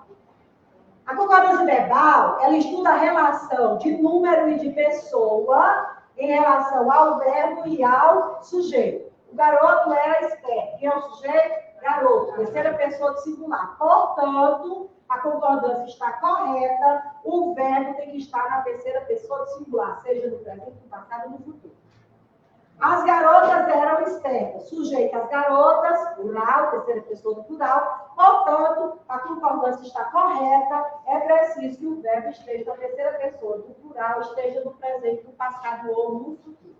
Para se trabalhar a concordância, eu tenho que me preocupar com quem? Com o sujeito e o verbo. Cuidado que o sujeito não aparece só no começo da frase, não. Eu posso ter um impérbato, a frase está totalmente fora de lugar e o sujeito está lá no final. Então, você tem que procurar o sujeito para poder concordar com o verbo. E é exatamente por acontecer isso que nascem as regras de concordância. Quais são as regras de concordância? Elas nascem através disso aí. Sujeito deslocado, sujeito composto no meio da frase, sujeito composto com palavra sinônimo. Cada um caso desse, a concordância vai mudando. Mas eu tinha quase certeza do quê? O que eu selecionei para vocês estudarem concordância verbal? Primeira dica. Fique sempre de olho no sujeito. Porque vai existir concordância verbal quando você concorda o sujeito com o verbo. Então, sempre localize o sujeito, se preocupe com ele. Segundo, tome cuidado com frases que tenham o verbo ser. Porque as regras do verbo ser, elas são traiçoeiras. Aí elas são poucas, você dá uma olhadinha nas regras do verbo ser, até a concordância verbal. Elas são bem menos. Outra que você se preocupe com a concordância, partícula se. Procure saber concordância da partícula se. Se o se é isso, indeterminação do sujeito, se o se é pronome reflexivo. Cada caso desse, ele vai mudando a concordância. Então, ele também cai com frequência e é bom você olhar. E concordância com o verbo haver no sentido de existir. Esses tópicos que eu citei aqui para vocês são os tópicos mais frequentes, que caem em questões com concordância verbal. Só são essas regras, eu estaria mentindo se eu dissesse que são. São essas regras. Porque, enquanto professora de português, eu levava um mês todo para trabalhar com concordância verbal. Só verbal. E eu não posso, em 2 horas, ter que trabalhar com concordância verbal e nominal. Não é possível. Geralmente não tira mais ponto de redação, né? Hã? De concordância. Ela tira muito ponto de redação. Vamos tirar. Principalmente quando você quer escrever muito, você acaba deslocando o sujeito do lugar, aí o verbo fica lá no começo, o sujeito fica lá no final, aí você perde a concordância. Eles estão bem juntinhos, você se preocupa em concordar. Na concordância nominal, o que eu aconselho que vocês deem uma olhada? Fiquem de olho nos nomes. Quem são os nomes? Substantivos. Agora bem. Substantivo, adjetivo, numeral, artigo e pronome. Só isso aí. Você tem que olhar a concordância deles com o substantivo. O adjetivo com o substantivo, o pronome com o substantivo, o artigo com o substantivo, o numeral com o substantivo. Então, é a concordância dessas classes com o substantivo. Essa é a regra básica. Fique de olho nisso. Deem uma olhada na concordância da palavra anexo, bastante, meio, menos. É proibido, é necessário e é bom. São as que caem com mais frequência. São as únicas regras de concordância? Não são. Não são. Quando se está trabalhando, o professor de vocês, ensino médio, trabalha concordância, ele trabalha 1 mês concordância verbal, 1 mês concordância verbal. E haja regra. E haja regra. Viu? Haja regra. Então, eu só estou dando dicas e aconselhando que vocês, eu vejo aqui o que cai de mais frequência e aconselho que vocês deem uma olhada nisso aí mais profundamente. Vamos lá. Olha aqui a concordância nominal. Eu estou concordando pronome, numeral, adjetivo com quem? Com o menino, que é substantivo, com livro, que é substantivo. Então, a concordância, eu fico de olho em quem? Eu fico de olho no pronome, numeral, adjetivo e artigo também, que não está aqui, com o substantivo. Substantivo é a base. Viu? Isso aqui é a regra base. Regra base. Mas não existe só ela. Aí, quando eu tenho mais de um substantivo, quando eu tenho um substantivo e 2 adjetivos, quando eu tenho um adjetivo e 2 substantivos, aí vai aparecer na regra. Aí você vai ver como é que se faz as concordâncias. Relações semânticas. Eu acho que essa é a última, não é? Penúltima. É a penúltima. Vamos lá. Relações semânticas. Eu vou falar de denotação e conotação, volte aqui, que eu já falei, né? Vou até pular. Na aula passada eu falei que é sentido denotativo e sentido conotativo. né? Ele aparece em relações semânticas, está cobrando aqui de vocês, mas como eu falei na aula passada, então eu não vou mais nem comentar para ganhar tempo. Antonímia e sinonímia, que é a mesma coisa que antônimo e sinônimo, que vocês sabem. O antônimo é uma palavra que tem um significado contrário, um significado oposto. E o sinônimo é uma palavra que tem o mesmo significado. Né? Os parônimos são palavras que se assemelham na escrita, se assemelham na pronúncia, mas têm a significação totalmente diferente. Veja, ratificar e retificar.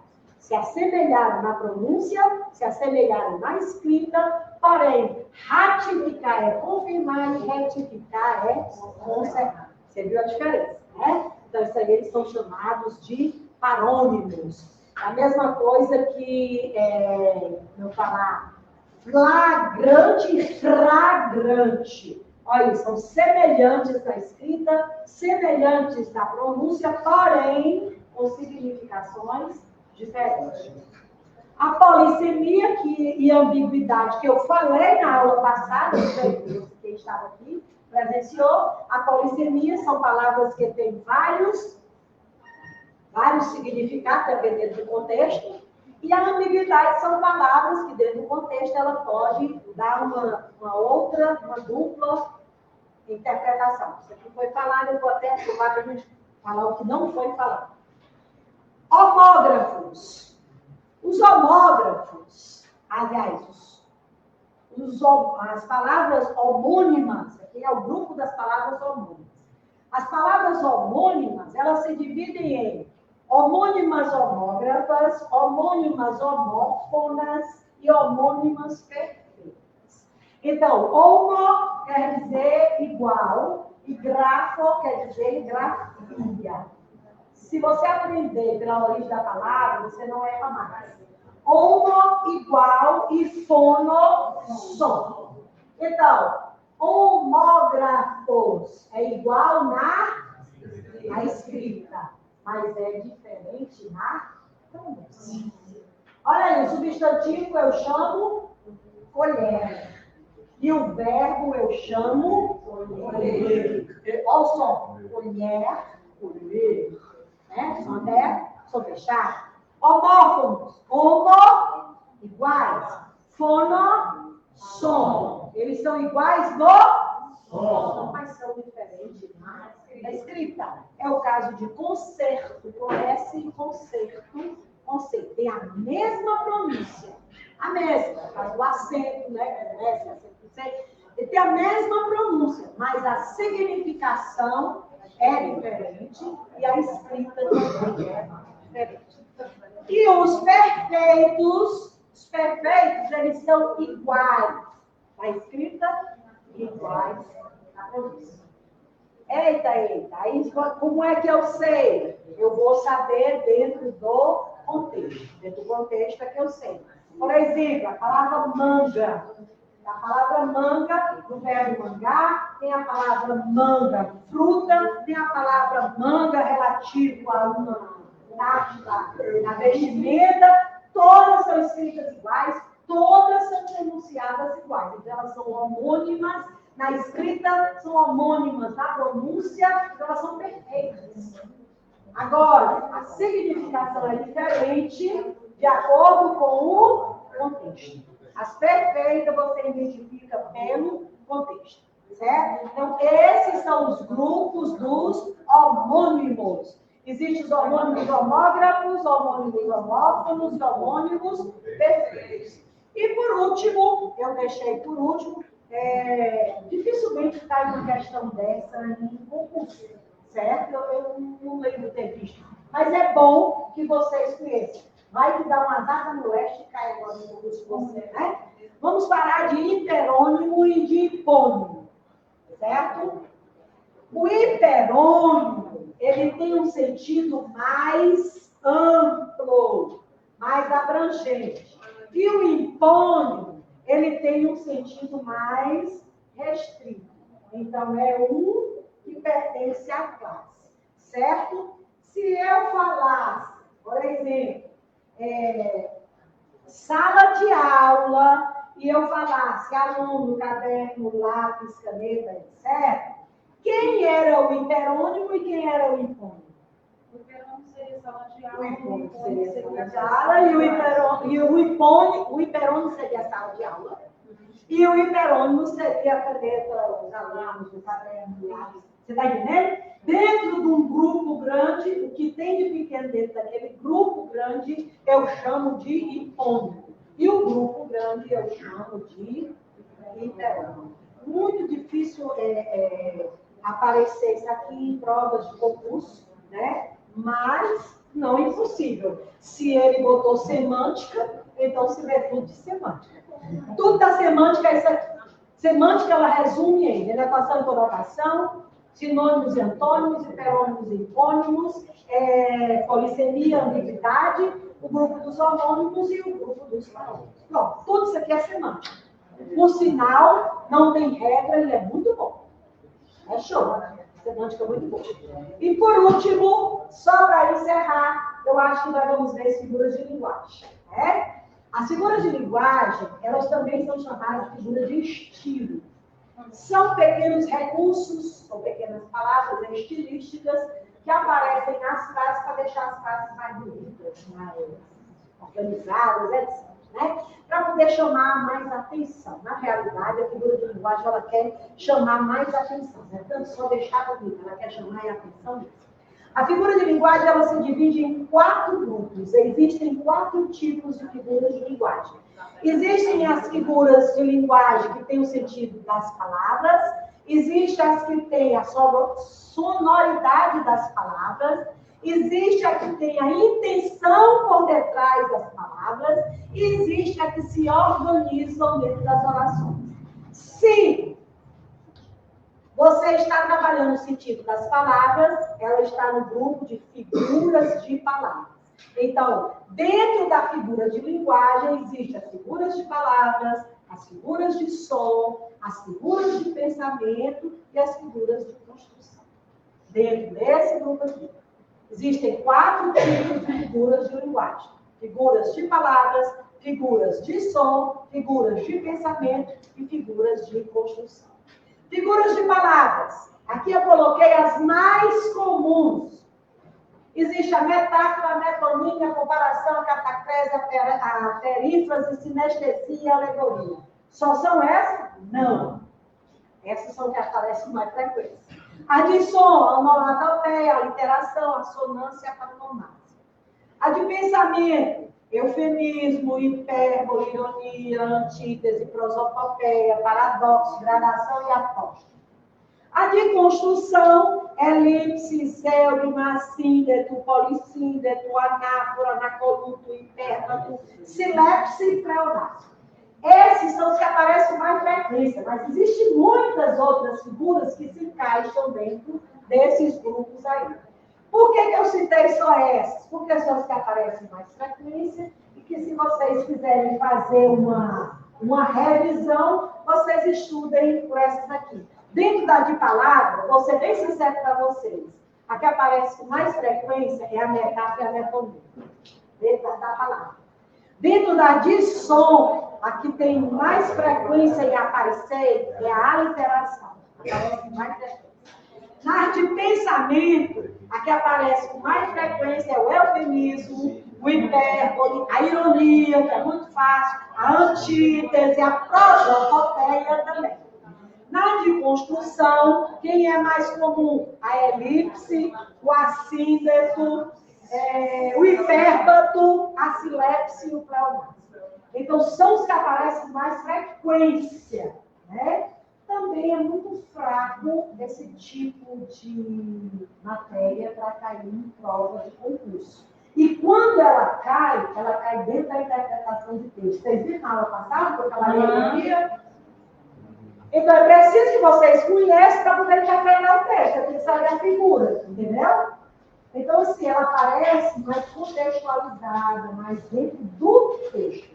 Infelizmente, é assim, certo? Então, gente, é assim, eu estou dando as dicas, é pouco tempo, nós não temos muito tempo, mas estou estourando o tempo para poder falar tudo.